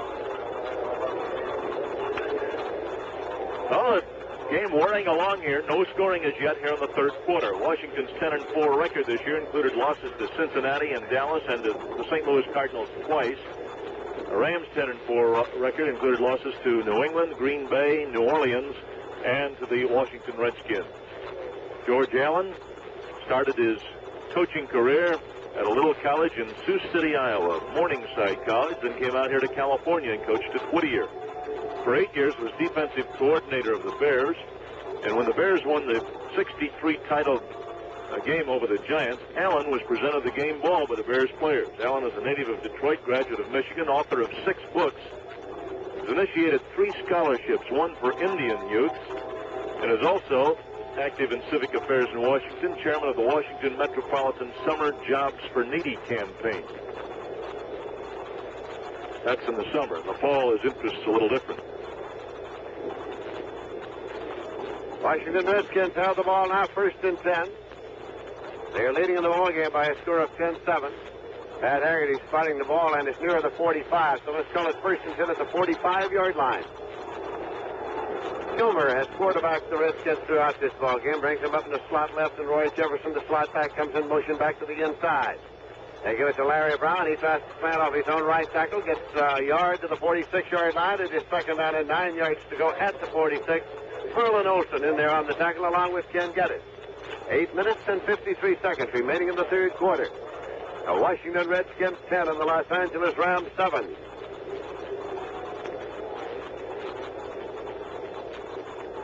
Redskins again come up to the line. Double wide receivers right. That makes Taylor a slot back actually out there. Set in the slot right. Move back a yard off the line of scrimmage. Jefferson outside him. Moses Denson, Larry Brown to set back. Gilmer fakes the handoff and now puts it up to Moses Denson out of the backfield to the 50. Denson goes to the 45-yard line before Charlie Stoops upsets him. Now what about the first down? They'll check for that very carefully here before spotting the ball. It'll be a little short, I think. Spotted just short of the 45-yard line. Third and about a foot short of the 45-yard line. Washington's ball in Los Angeles territory. Larry Brown's yardage total now 28 on 14 carries. So he's averaging right at 2 yards per carry. Denson and Brown are the setbacks now for Bill Kilmer. Waiting for the snap. Here's Brown, and he picks up the first down at the 44-yard line. Brown hitting in there and picking it up, first and 10. Redskins at the Los Angeles 44. That's power running, and Brown just stuck his nose right into the meat grinder right in the middle of a Rams defense, which had 8 men up in the line of scrimmage. Elmendorf and Reynolds made the tackle, and now Charlie Evans has come in, and Denson has gone out as fullback for the Washington Redskins. Charlie Evans would know about this field. He played his college football at the University of Southern California, and this Los Angeles Memorial Coliseum is, of course, the home field for Southern Cal, for UCLA, for the Los Angeles Rams. First and 10 for Washington. Jefferson in motion. Kilmer looking left and throwing, and it's Charlie Taylor, and he's out of bounds across the sideline marker. Incomplete. So simply an incompletion, although he took it over there. He was across the marker. Second and 10 at the 44. Interesting that we haven't seen Dwayne Thomas as yet today in the Washington lineup after a game last week against the Bears in which he went over the 100-yard mark at 102 yards rushing. That was the only 100-yard game by a Washington back this season. Billy Kilmer, the Washington quarterback, now 7 for 18 in passing for 99 yards. It is said about Billy Kilmer that he is a man who is devoid of form. He sometimes throws passes like a mallard duck, but he completes them and he gets all sorts of fine results. 2nd and 10. Jefferson in motion. Kilmer's hand off to Brown, a fumble. Scramble is on to stack up, and who got it? The Rams got it. The Rams got it at their own 44-yard line. Larry Brown fumbled the football. The Los Angeles Rams have recovered it at their own 44. 1st and 10, and Jack Reynolds, middle linebacker from Tennessee, came up with the football. And only the second, or I should say it is the second fumble lost by Washington in this game, and that's a lot for them. So the Rams now have the ball in good field position. They are trailing by 3.6 minutes, 44 seconds left in the quarter, and the crowd comes alive.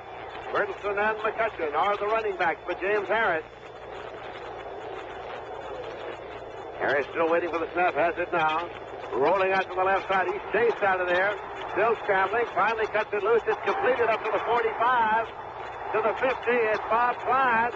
And he breaks tackles and is finally out of bounds inside the 45 at the 42-yard line of Washington.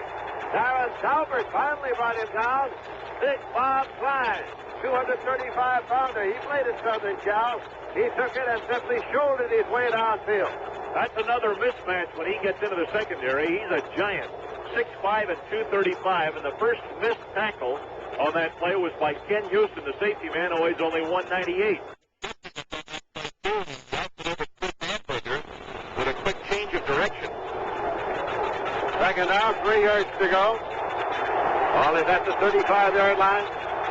5 receivers left and right. 6 minutes left to play in the 3rd quarter. James Harris up there now, waiting for the snap. Washington shifts the defense.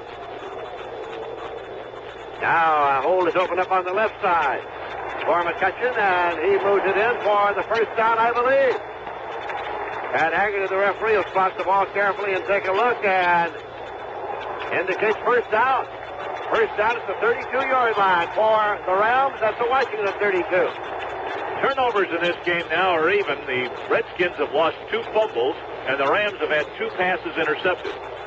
So it's all even, 2 turnovers committed by each team. Harold Jackson out of the huddle, wide receiver to the right side. Lance Wenzel, wide receiver to the left side. 1st and 10 Rams at the Washington 32. James Harris, the quarterback, waits for the snap now. Takes the handoff, drops back to throw. Harris puts it up over the middle, and a diving catch by Bertelsen. Harris had looked long. He wanted to go long, and he had Wenzel down in the end zone, but he figured Wenzel was covered, so he gunned it short, and it was incomplete. We pause 10 seconds for station identification. This is Mutual, your news and sports radio network.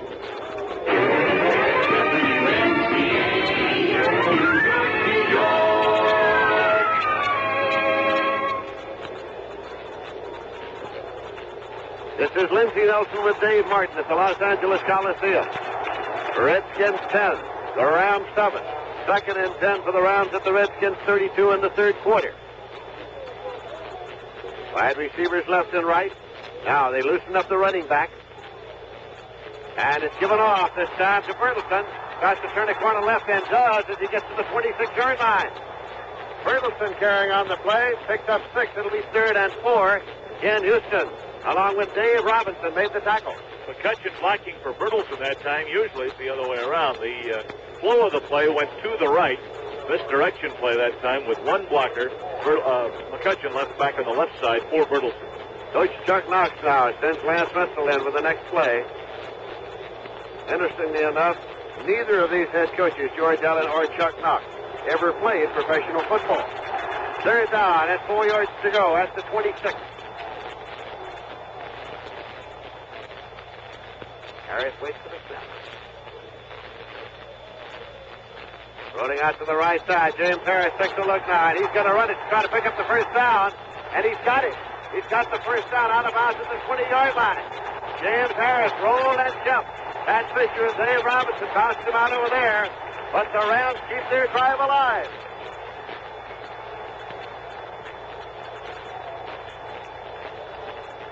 Here comes Jack Snow in for the next play for the Los Angeles Rams as the Redskins lead them 10-7. 4 minutes, 5 seconds left to play in the third quarter. James Harris starting to pick up some yardage on the ground now. 20 yards and 4 carries for the Rams quarterback. Harris now breaks the huddle, brings the Rams up there. 2 setbacks and wide receivers left and right. This is handed off to McCutcheon. Tries to cut back inside and does for 2-3 yards. He's there at about the 17. Got a second down and 7 at the 17. Rusty Tillman, the middle linebacker, made the tackle for the Washington Redskins. George Allen, of course, was the coach of these Los Angeles Rams for 5 years before he went to Washington. He was a controversial figure here in Los Angeles. He still is. There is no middle ground about George Allen when he comes back into town. There are many who are for him and many who are against him. Second and 7 at the 17-yard line.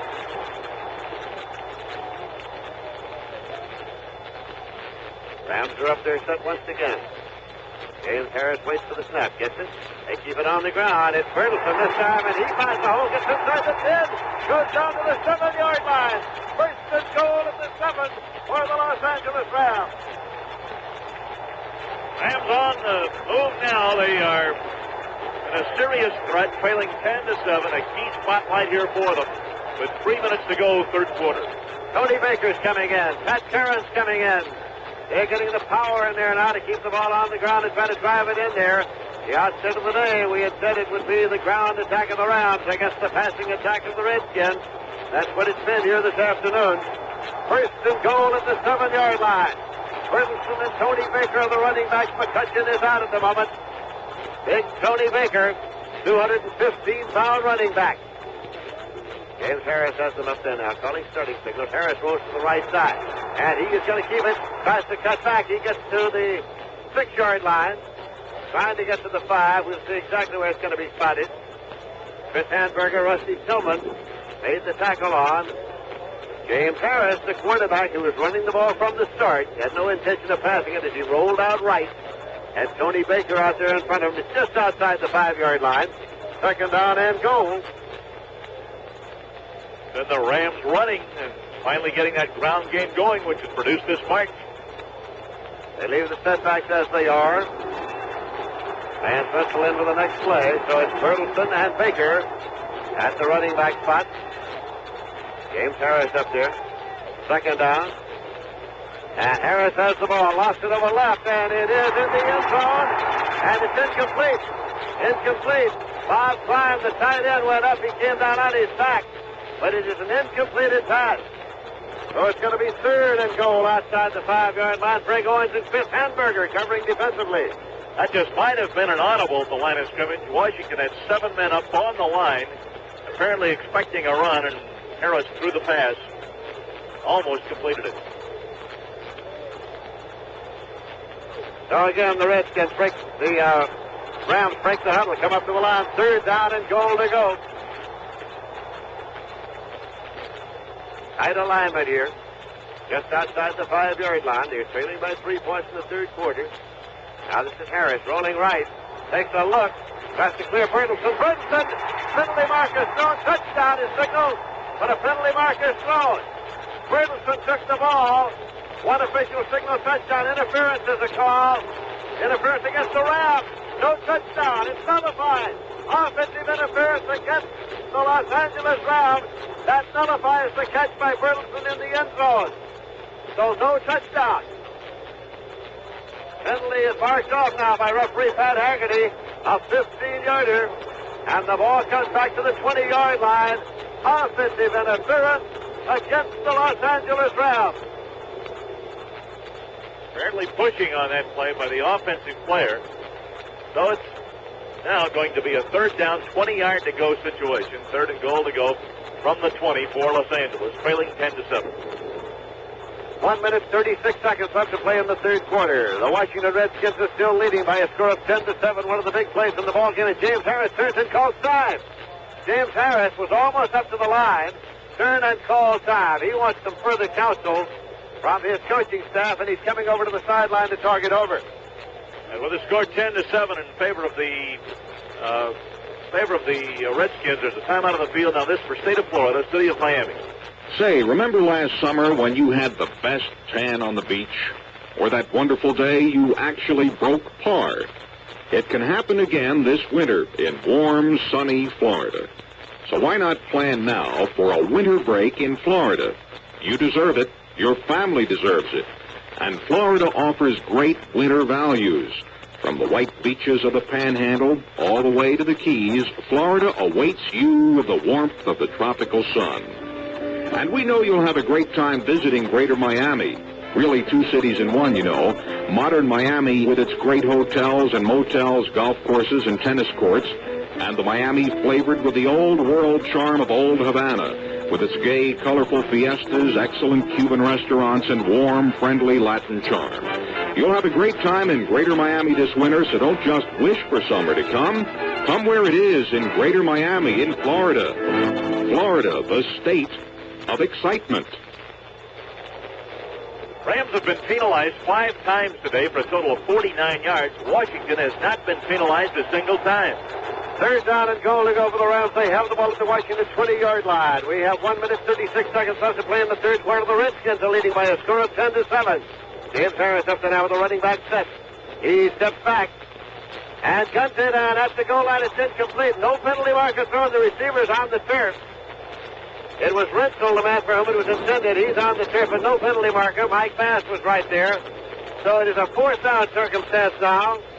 And we're getting David Ray coming on to attempt a field goal. It'll be into the wind. If good, it would tie the score.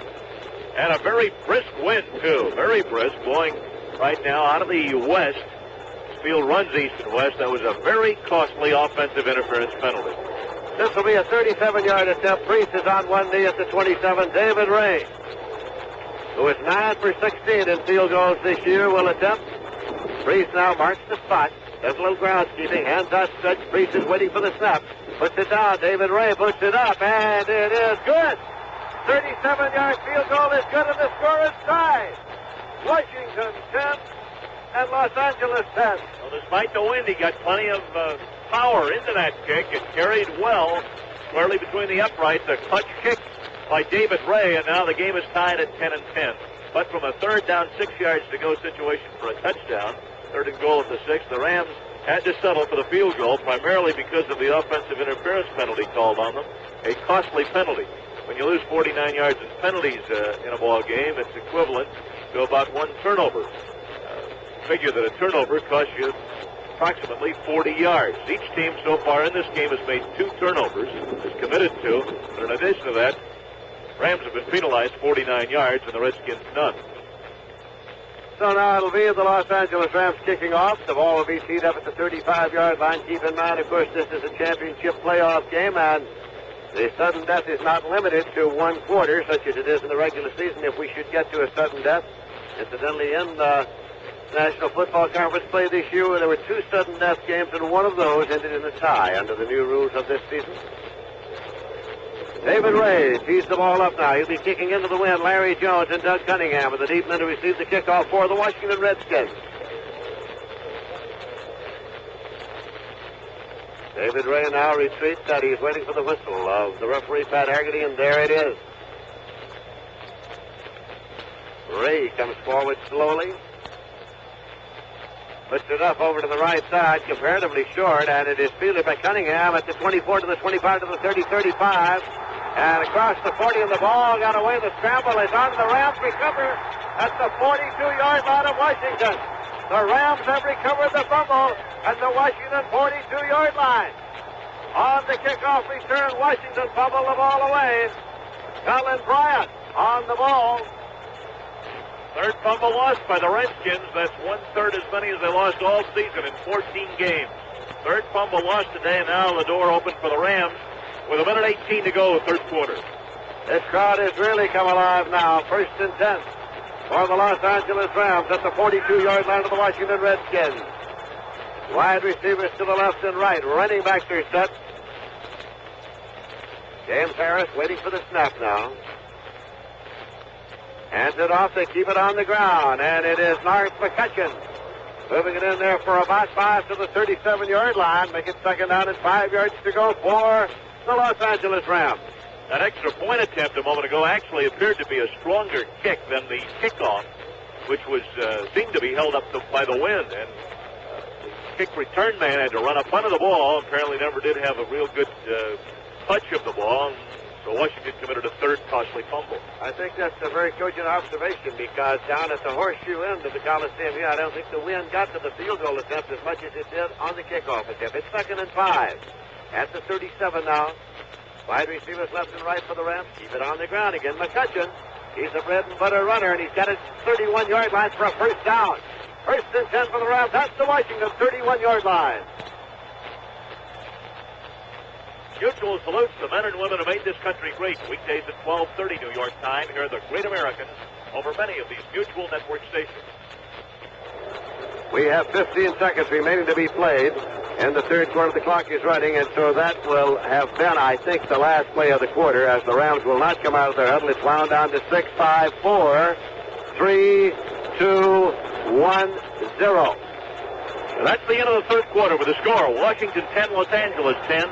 Now this for contact.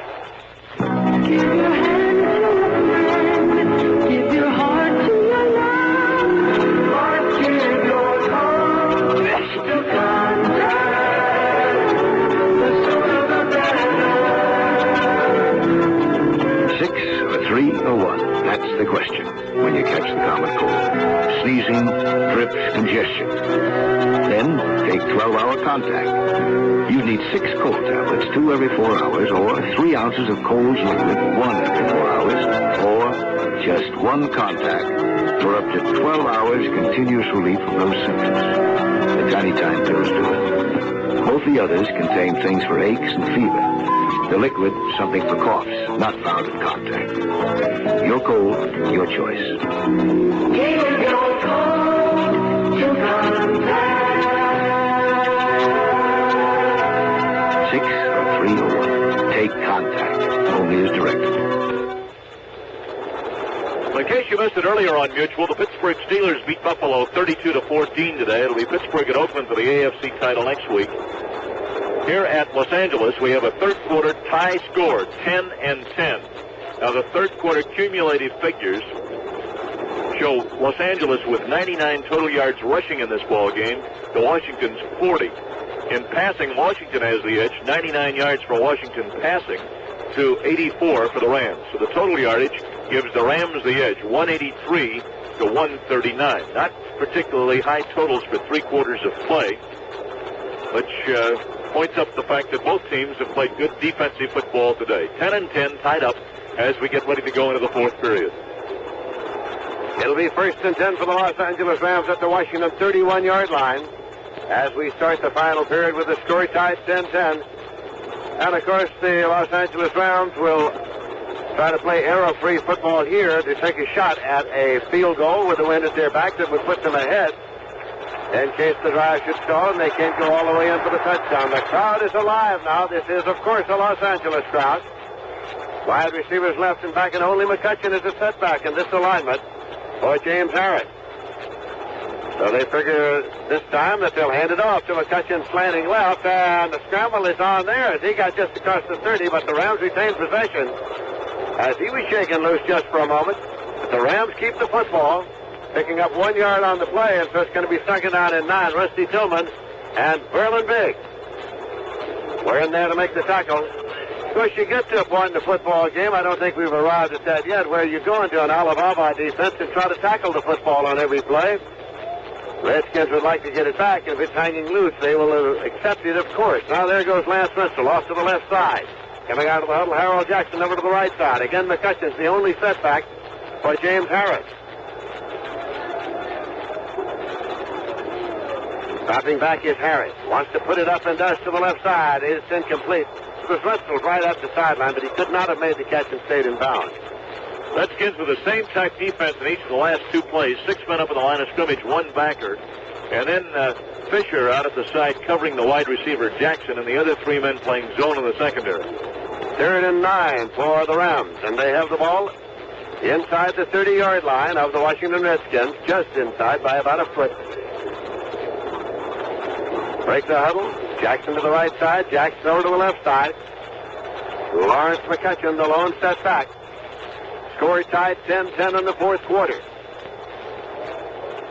James Harris makes the snap now, drops straight back, looks right, guns it now, and it is complete inside the 20 at the 17-yard line. It is taken by Pat Curran. Pat Curran took it, the big tight end and a double tight end alignment. First and 10 for the round at the 17-yard line of the Redskins. Owens and Fisher teamed up to make the tackle that time. The pass completed right in the seam of the defense. That time Washington drops back an extra man in the secondary. The linebacker was back to give them 4 men in the secondary, but the Rams completed it in the seam of the zone. Lance Russell out of the huddle to the left side. Harold Jackson to the right side. It's Bertelson back in there now, along with McCutcheon as a setback. Now the option play on the pitch, and it's taken by McCutcheon right. And he was hit just as he got to the 15-yard line. Pat Fisher, the cornerback over there, cut him down. An option play run by the quarterback, James Harris. Fisher, a small man, he did make the initial contact on the tackle, and Ron McDowell, 265, put the finishing touches on it. There were many years when preservers used to say the option play will never be used in professional football because on the option play, of course, the quarterback is exposed. The idea is to tackle the quarterback whether he has the ball or not. And so the thought was that you do not expose your expensive quarterback to that kind of treatment. I've seen the option play used a great deal this year in professional football. 2nd and 15 at the 15-yard line. Harris drops back, swings it out to McCutcheon. Incomplete forward pass behind the line. Incomplete. 3rd and 15 for the Rams. That's the 15-yard line of the Washington Redskins. McCutcheon's yardage total now 53 and 20 carries. We have now 12:40 to go in the football game. Still tied 10-10, and the Rams knocking on the door at the 15-yard line. So a big third down play in this ball game.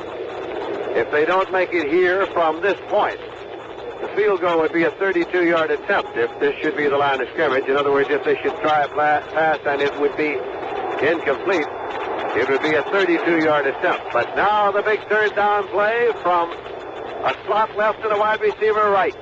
Only McCutcheon is set back, and McCutcheon's got the ball, finds a big hole inside the 10. He did not get the first down. He is at the 9-yard line. It'll be 4th down and about 2. Here comes the field goal unit, so it's up to David Ray. 12 minutes, 33 seconds left to play in the game. Score tied 10-10. The win will be at the back of David Ray. Robinson and Brundage made the last stop on McCutcheon. And so the ball is marked ready for play now. Steve Priest will be in the hole. Priest has got to set up. At the 17, this is a 27-yard attempt. David Ray squarely in front of the upright. Priest now does the groundskeeping. Hands outstretched, he waits for the snap. He's got it, puts it down, Ray boosts it up, and it's good. 27-yard field goal is good by David Ray. It puts the Rams out in front by a score of 13-10. And Ray has been deadly from that range this year. He's now 7 out of 8 from that range. Timeout with the score, 13-10 in favor of Los Angeles. Now this word. So the Rams, capitalizing on a break now, have gone ahead. They recovered the fumble on the kickoff after they had scored on a field goal. They recovered a fumble and marched down to finally kick another field goal. David Ray has been a big factor, and that was a 37-yard field goal. That drive covered 56 yards after the fumble recovery and took 11 plays. So the score is 13-10 in favor of the Los Angeles Rams. Another seesaw battle today. We saw one yesterday, the Miami-Oakland game. Lead changed hands 3 times in the last just few minutes of the game. And the same thing happening here now, 13-10 in favor of the Rams after the Redskins led at halftime, 10-7. Rams getting set now to kick off. Official running toward the center of the field. We have now 11:55 yet to play in this football game in the fourth quarter. David Ray is seeing the ball up on the 35-yard line. Larry Jones has dropped back, so is Doug Cunningham to receive the kickoff for the Washington Redskins. The Rams have taken a lead of 13-10 here in the fourth quarter. As referee Pat Haggerty's whistling, here comes David Ray. End-over-end kick over to Larry Jones' side of the field. He moves up to the 8-yard line, to the 10, to the 15. Jones to the 20, veers right to the 23, comes back, and is pulled down back inside the 20. Well, he bounced when he got up there to about the 23 and was trying to skirt and go around. So he was pulled down back inside the 20, and that's where the ball will be spotted. First and 10 at the 19-yard line for the Washington Redskins. That's Curran downfield to make the tackle. So now the question is, can the Washington Redskins move the football here? Can they move it against the Ram defense? A chant of defense from the crowd here at the Los Angeles Memorial Coliseum. Jefferson going over to the right side, Charlie Taylor to the left side. And it is Jurgensen, I believe. Jurgensen is the quarterback. Sonny Jurgensen is the quarterback. He is dropping back to throw. Off to the left side, and Taylor has it. Taylor at the 40. And he is across the 45-yard line at the 46, first and 10. Sonny Jurgensen coming in. The National Football Conference's #1 passer. Now, the first half, Taylor caught 3 passes for 52 yards, but the Skins had not gone to him in the third quarter. So Jurgensen, on the first play, immediately looked for Taylor and immediately threw that ball to him. He had that in his mind right from the start. So now, there's Jefferson to the right side. Here comes Charlie Taylor over to the left side. Sonny Jurgensen steps back one step, looks right, looks left. The 40-year-old veteran now has the ball. He drops back. He's going to the right side now. Turn out to Jefferson, who makes a diving attempt, but incomplete at the 50-yard line. So it's going to be second down and 10 at the 46-yard line. Redskins with the ball in their own territory. And Sonny Jurgensen comes back, windmilling his arm to warm it up.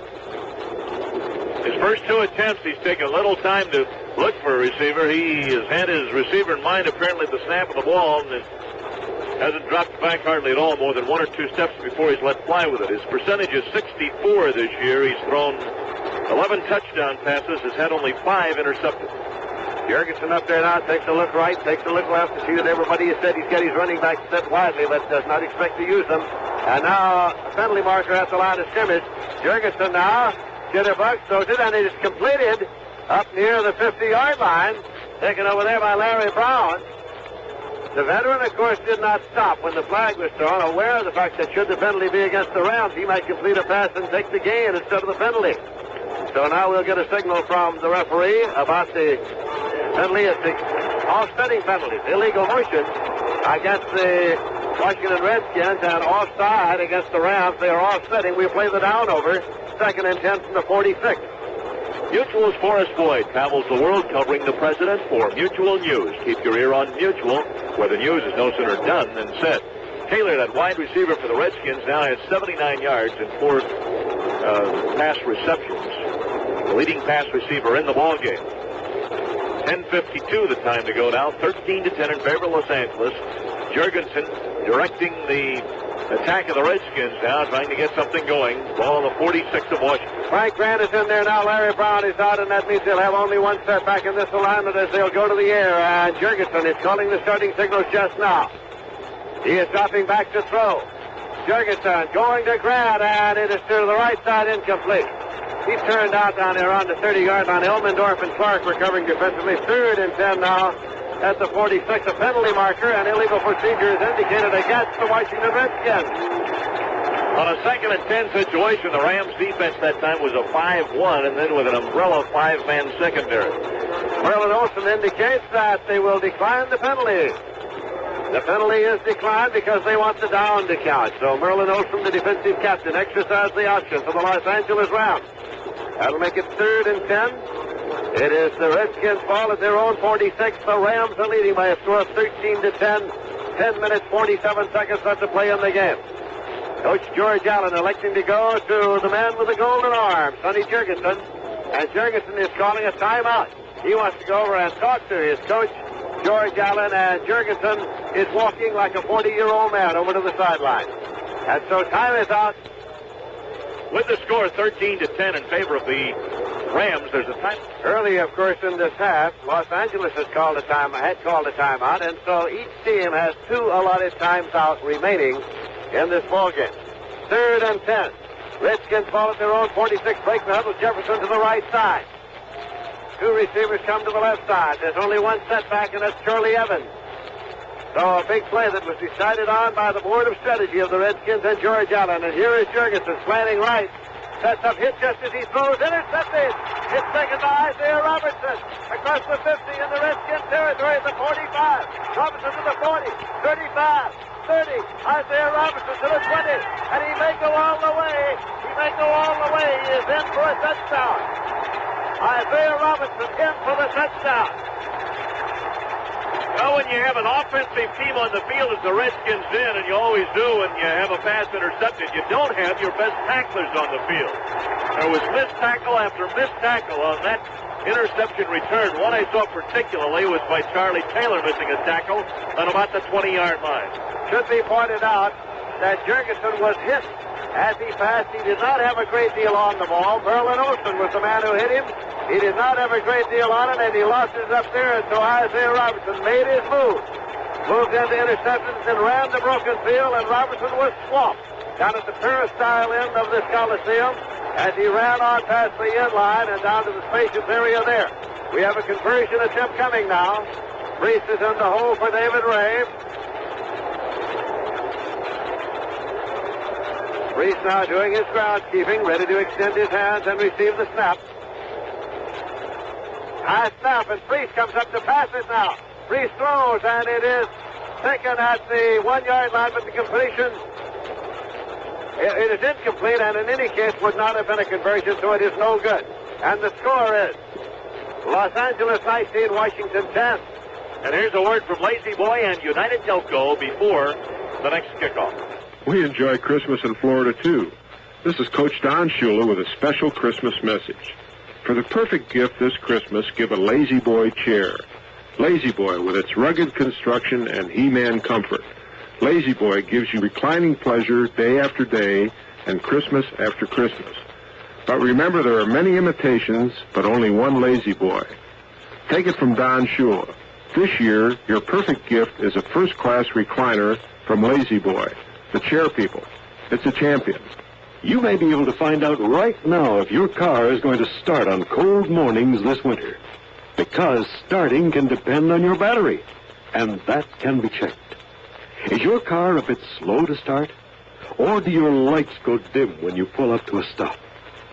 If you're just not sure about your battery, stop in at a Delco dealer. Have him check everything out. If you need a new battery, have him install a new Delco battery. David Ray tees the ball up on the 35 to kick off. Larry Jones is dropped back. Todd Cunningham with him on the conversion attempt. The snap was high to Priest. He elected then to try to pass it to Klein out at the 1-yard line. The ball rolled away incomplete, so the conversion attempt was no good. And the Rams are leading by a score of 19 to 10. There's Pat Haggerty's whistle. Here comes David Ray. Puts it up end over end. And Larry Jones waits at the 5-yard line. Larry Jones back to the 10-15. Veers left. And it's pulled out at the 17-yard line. And so they'll start first and 10 at the 17, the Redskins. We pause 10 seconds for station identification. This is Mutual, your news and sports radio network.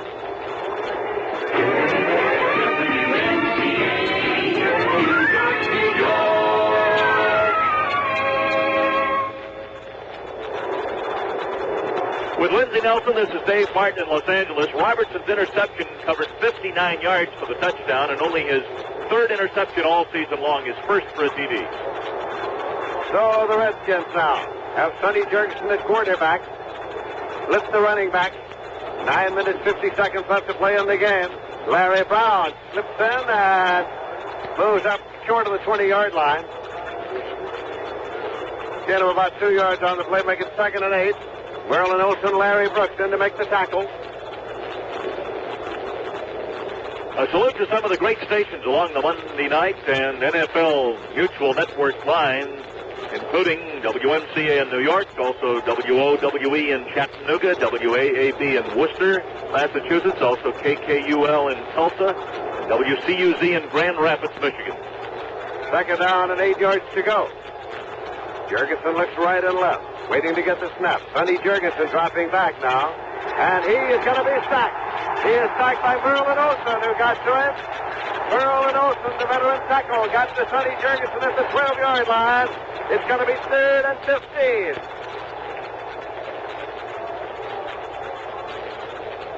so the pass protection broke down that time as Jurgensen was taking the look. And still, Charlie Taylor has not returned to the huddle. He is still coming across the line of scrimmage just now. And Olsen is coming off the field, and he's getting a hand. As well-conditioned as these players are, it would figure perhaps that pass protection might be a little weaker here late in the fourth quarter, especially with an older football team such as the Redskins. And now the Rams go into a prevent, 3rd and 15. The only 3 down linemen rushing here.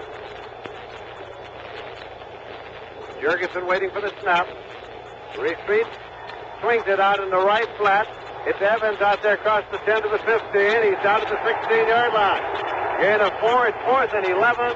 Dave Elmendorf made the stop, and the punting unit comes on now for the Washington Redskins. The hand is for the Rams defense.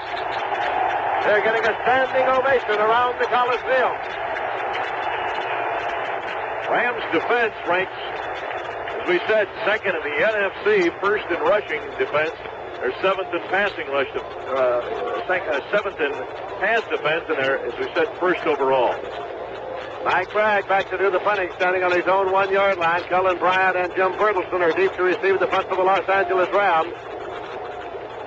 Bragg gets the snap now, puts it up into the wind, and it's held up. It won't get to midfield. It is hitting on the 42 and bounding toward the sideline. Out of bounds at the Redskins 42. First and 10 for the Rams in Redskin territory. Now you can see the wind hold that ball up and actually drive the ball back while the ball was still way up in the air. So that's another factor now that the Redskins have to contend with here in the fourth quarter. They have the disadvantage of the wind being in their face. There's a timeout now with the score 19-10 in favor of Los Angeles. Now this word. Paid attendance has just been announced today, 80,118. That's some 7,000 less than saw the Monday night game here a couple of weeks ago, which was not nearly as important as this game because the Rams had already clinched the title, but the teams were exactly the same, the Rams and the Redskins. 80,118. The paid attendance here at the Los Angeles Coliseum on a beautiful day today. The time remaining is 7 minutes, 45 seconds. It only proves you can get more Los Angelinos to go out at night than you can in the daytime, that's all. I guess so. Other stations along the Mutual Network line we'd like to salute today include WTRX in Flint, Michigan. Also KKUL in Tulsa, WSOC in Charlotte, North Carolina, WJAX in Jacksonville, Florida, WAKR in Akron, and WCRB in Boston, Massachusetts.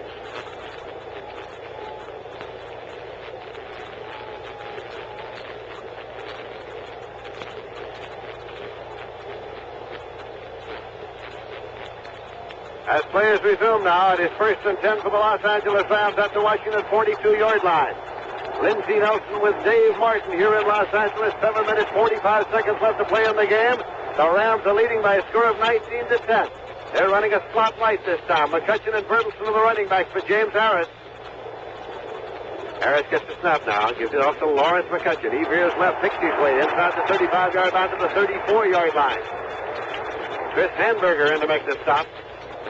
Going to be spotted at the 35. And it's 7 on the play. 2nd down and 3 yards to go for the Los Angeles Rams, who haven't won a playoff game in recent years. And so the fans are beginning to smell a victory here this afternoon, and they are very much alive. More than 80,000 of them. Jackson to the left side. He's doubled over there with Jack Snow. Running backs evened up. James Harris, who took over in the 6th game of the season as the quarterback for the Los Angeles Rams.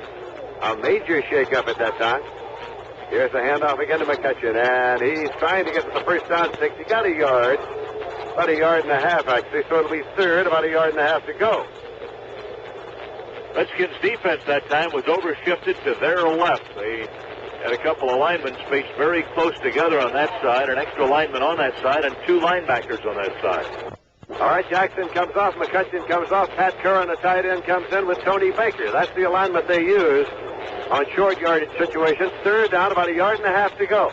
Ball is at the 33.5-yard line. Bertelson and Baker.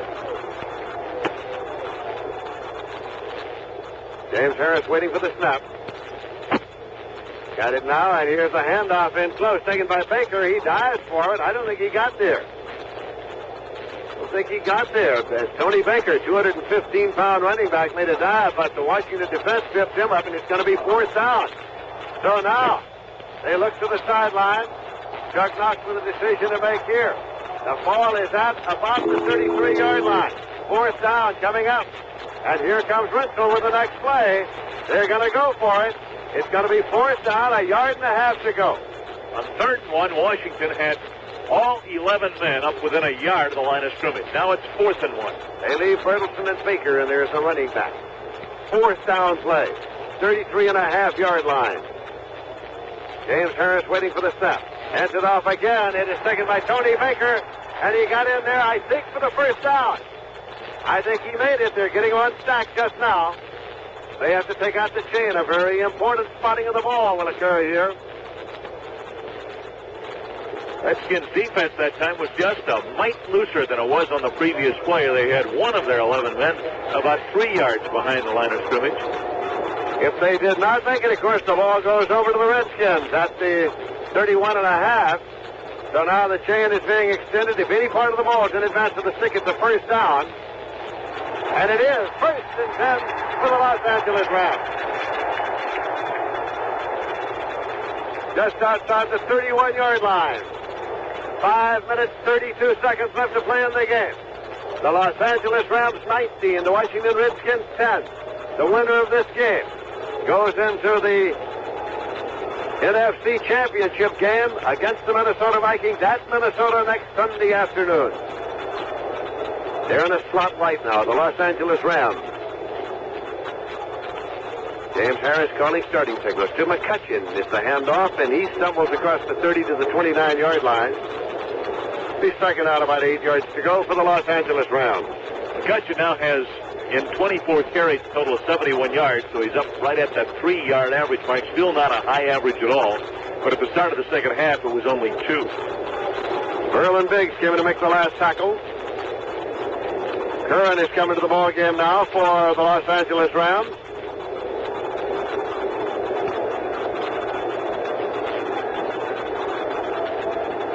Wide receivers left and right. McCutcheon is the only setback. Bertelsen came out. They've used this alignment in passing situations here today, and they're in one. And instead, as they did the last previous time, they fake it and hand it off to McCutcheon. And the Washington Redskins read it perfectly and stack him up at the 30-yard line for a loss of a yard, making it third down and 9 yards to go. Brundage and Biggs read it perfectly. Polished off McCutcheon before he could get to the line of scrimmage. Here comes Jack Snow in with a nice play now from Coach Chuck Knox. Clock is running. 4 minutes, 5 seconds left to play in the game. Wide weekend of sports keeps you up to the minute 27 times every Saturday and Sunday over many of these Mutual Network stations. Keep tuned to Mutual for Dale Conquest and Wide Weekend of Sports. Snow to the left side. Jackson right side. McCutcheon the lone setback. Third down and 9 yards to go for the Rams in Washington territory at the 30-yard line. Here's a pitch to McCutcheon, sweeping left. Tries to cut back, but can't. He's at the 29, knocked down there, so it's going to be fourth down and 8 at the 29-yard line. Chris Hamburger and Bill Brundage in to make the stop. Clock winding down now. 3:37 is the time remaining. Los Angeles with a 19-10 lead, and with the football. David Ray coming on. He's the placement man, and keep in mind now under this year's rules, if the field goal is missed, it would be spotted out there at the 30-yard line, not the 20, but the line of scrimmage. As it was spotted, it was nearer the 30 than the 29. So on fourth down, David Ray has come in. Priest is in the hole for him at the 37. It'll be a 47-yard attempt, but he has the wind at his back. David Ray attempting a 47er with about 3.5 minutes left to play in the game. Priest hands out stretch, waits for the snap, gets it. Ray boots it up. Will it carry? No, it's short. It is going across the end line. No good. It'll be spotted at the 30-yard line. First and 10 for the Washington Redskins. Ray was only 1 out of 4 from that range. His effective range is up to 30 yards out, where he's now 7 out of 8. He's kicked 2 important field goals today for the Los Angeles Rams, and it's 19-10 now as Washington gets another chance on offense. They trailed by 9 points with only 3:32 to go. First down 10 on the 30-yard line.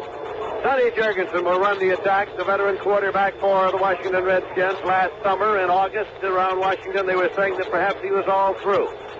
I did an exhibition game there in August, and they were saying perhaps that would be his last appearance. Well, it wasn't his last appearance. He came on to have one of his finest seasons and statistically led the passers in the National Football Conference this year. Larry Brown and Charlie Evans are the running backs in that alignment for the Washington Redskins. Starting first and 10 at their own 30-yard line, 3 minutes, 32 seconds left to play. And the Rams are leading 19-10. Our Lazy Boy winners are in. The outstanding offensive players selected by our committee of 3 of the nation's top sports writers, James Harris of the Rams, and the outstanding defensive player, Isaiah Robertson of the Rams. What a tribute to the performance of James Harris, who took over in the 6th game of the season, not having had much experience in the National Football League, and took over from John Hadel, who had a great career. James Harris has guided these Los Angeles Rams to the brink of the championship game of this conference. Now, before the snap, there's contact made. Penalty markers are thrown. Well, he had a little slump in the first half today, Harris did, when he threw 2 interceptions on 2 consecutive passes attempted. Then he stayed to the ground for the rest of the half primarily, but in the third quarter he's directed the Rams' attack, and it's been effective. They come from a 10-7 deficit to a 19-10 lead. Illegal procedure penalty against the Washington Redskins. Puts the ball back on the 25-yard line and makes it 1st and 15 now for the Redskins.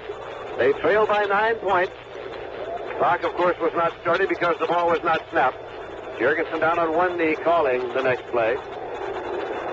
He sends Jefferson forward to the left side. Charlie Taylor to the right side. Smith is running back. Hands on hip. Takes a look around. And now Jurgensen drops back.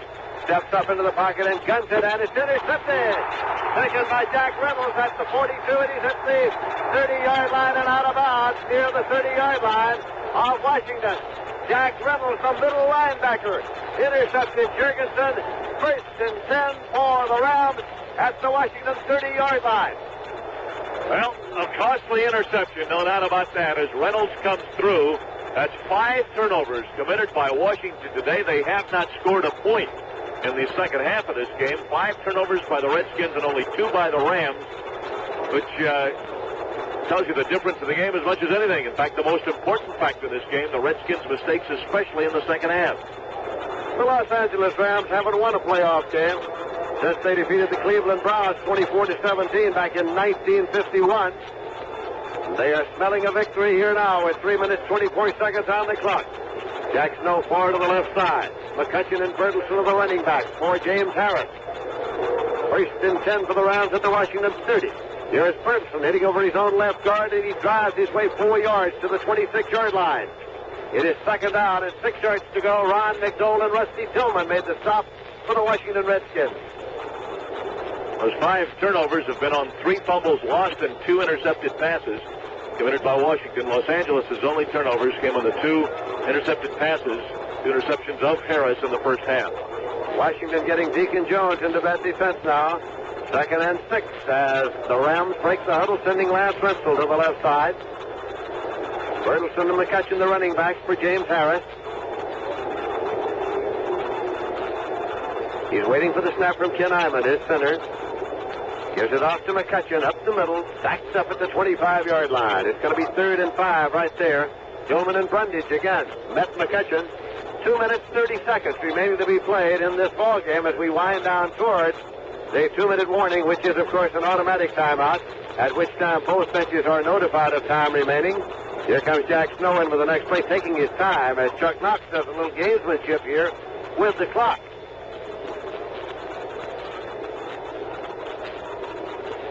Referee is moving up towards the ball now as the clock winds down to 2:07, 2:06, 2:05, 2:04. They won't come out. 2:03, 2:02, 2:01. 2 minutes, and there the clock is stopped. The Rams didn't have to get off the play, and that is an effective technique of using up the clock. Now as we go into the last 2 minutes, each team has 2 timeouts remaining. It's important as far as the Redskins are concerned. The trailing team, but it's not important for the leading team. That was an effective ploy by Knox, as you pointed out, Lindsey, to use up some extra seconds. I thought they might get a delay. You have to get the playoff in 30 seconds, but the Rams were well aware of the fact that they were inside the 2:30 mark, and they had all that time to use up. The officials in the contest, they're now comparing notes. I should imagine at this point they usually compare notes to be absolutely certain of the number of times out remaining. And according to our count, each team has 2. The Los Angeles Rams, however, have a 9-point advantage at this juncture of the ball game. Some parks in the National Football League, they show those timeouts remaining on the scoreboard, but they don't here in Los Angeles. Sugar Bowl game coming up on Mutual on New Year's Eve on December 31st at New Orleans. Jack Brickhouse and I will be there to bring you all the thrills in action as the Florida Gators, coached by Doug Dickey, take on the powerful Nebraska Cornhuskers, now under Tom Osborne. Both had records of 8-3 this year. Nebraska played Oklahoma, a very close game during the season. Nebraska, over the last several years, under Bob Devaney and now under Tom Osborne, has been a strong team. So be sure to be with us over many of these Mutual Network stations, New Year's Eve from New Orleans, Florida, against Nebraska. All right, 3rd and 5 for the Rams at the Washington 25-yard line. James Harris up there calling starting signals. He is rolling out to the right side. He wants to run it, and he gets inside the 25 to the 24, and that's all. So it'll be 4th and 4 as again the Washington defense has dug in to halt the 3rd down play. Pat Fisher and Ken Houston over there. So the ball will be spotted at the inbounds marker. 4th down will be coming up.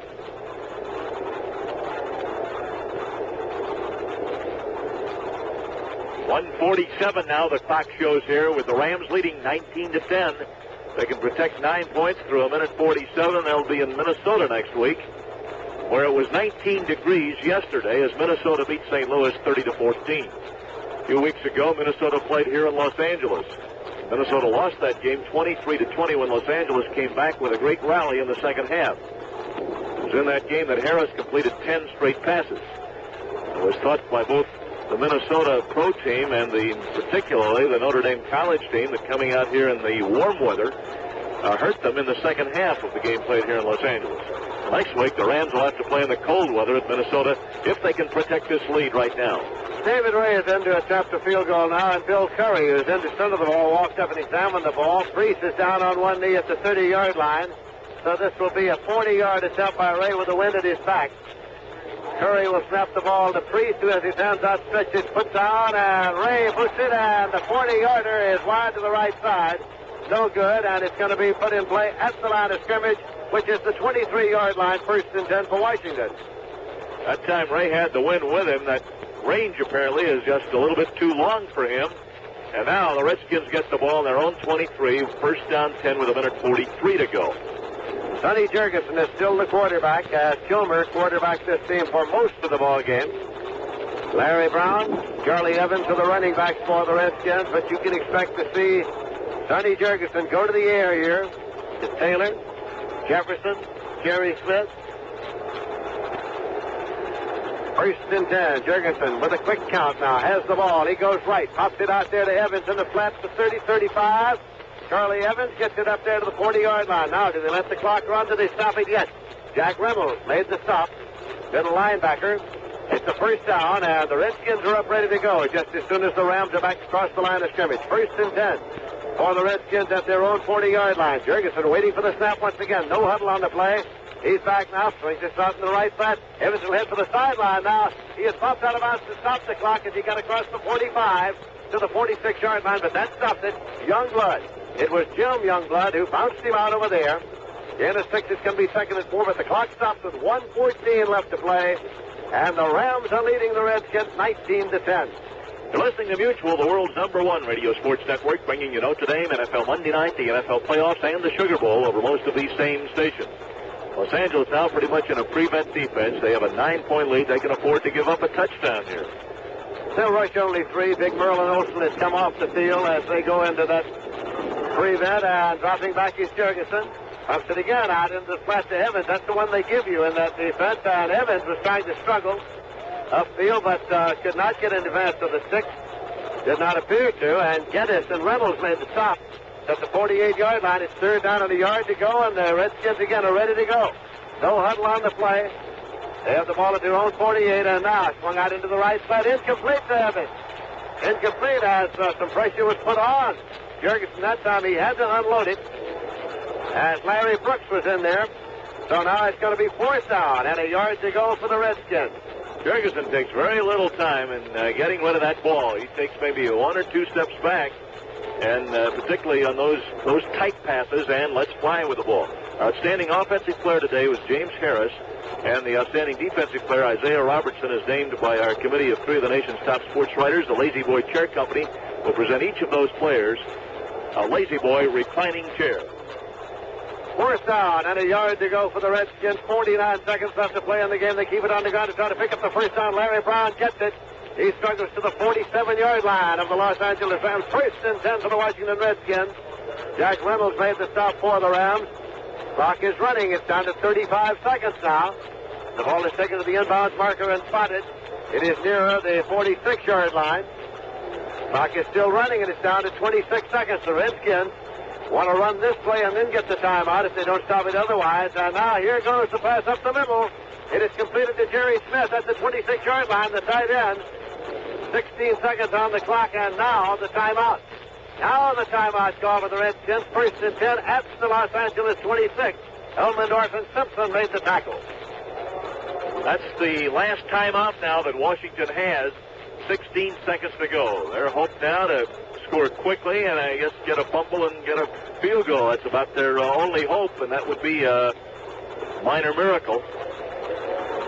16 seconds to go. Washington on the Rams' 26-yard line. Timeout on the field.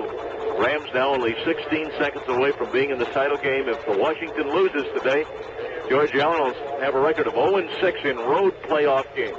Well, already we know that in the American Football Conference that the championship game will be played between the Oakland Raiders, who had a fantastic victory over Miami yesterday, and the Pittsburgh Steelers, who had a victory over Buffalo today. So it'll be Oakland and Pittsburgh in the AFC. In the NFC, we know that Minnesota is in as they defeated the St. Louis Cardinals yesterday. And to all intents and purposes, the Los Angeles Rams are in. So apparently it's going to be Minnesota and the Rams at Minnesota next Sunday. 1st and 10 for the Washington Redskins. The ball outside the 26-yard line of the Rams. 16 seconds on the clock. Sonny Jurgensen brings them up. Running back widely set here to allow Jurgensen to drop straight back. Comes back now, takes a look. Going to go along to the end zone, and it is Bill Simpson there in the end zone, intercepting for the touchback. It'll be put in play. 1st and 10. The Rams ball at their own 20. Simpson intercepted in the end zone. Simpson has shored up that pass defense of the Rams in great shape. He's one of the 2 men Chuck Knox has inserted into the secondary as starters since the start of the season. The other was Clark. Simpson made the interception about 2 yards deep in the end zone, immediately downed the ball for a touchback to virtually snuff out the final possible Washington threat in this game. That's the 3rd pass of Jurgensen's, which has been intercepted, and he's played only here in the 4th quarter. Well, if they want to run a quarterback sneak and in the game right here, they can, because the Redskins cannot stop the clock. So it's a tight alignment, and Harris can take the ball and simply drops to the ground if he wishes and lets the clock run out. 8 seconds on the clock, and he does that. He is protected to keep people off of him by 2 of his own players. The clock runs down to 3, 2, 1. The game is over. The Los Angeles Rams are in the finale. They will be meeting Minnesota next Sunday for the championship of the conference. The final score, Los Angeles 19, Washington 10.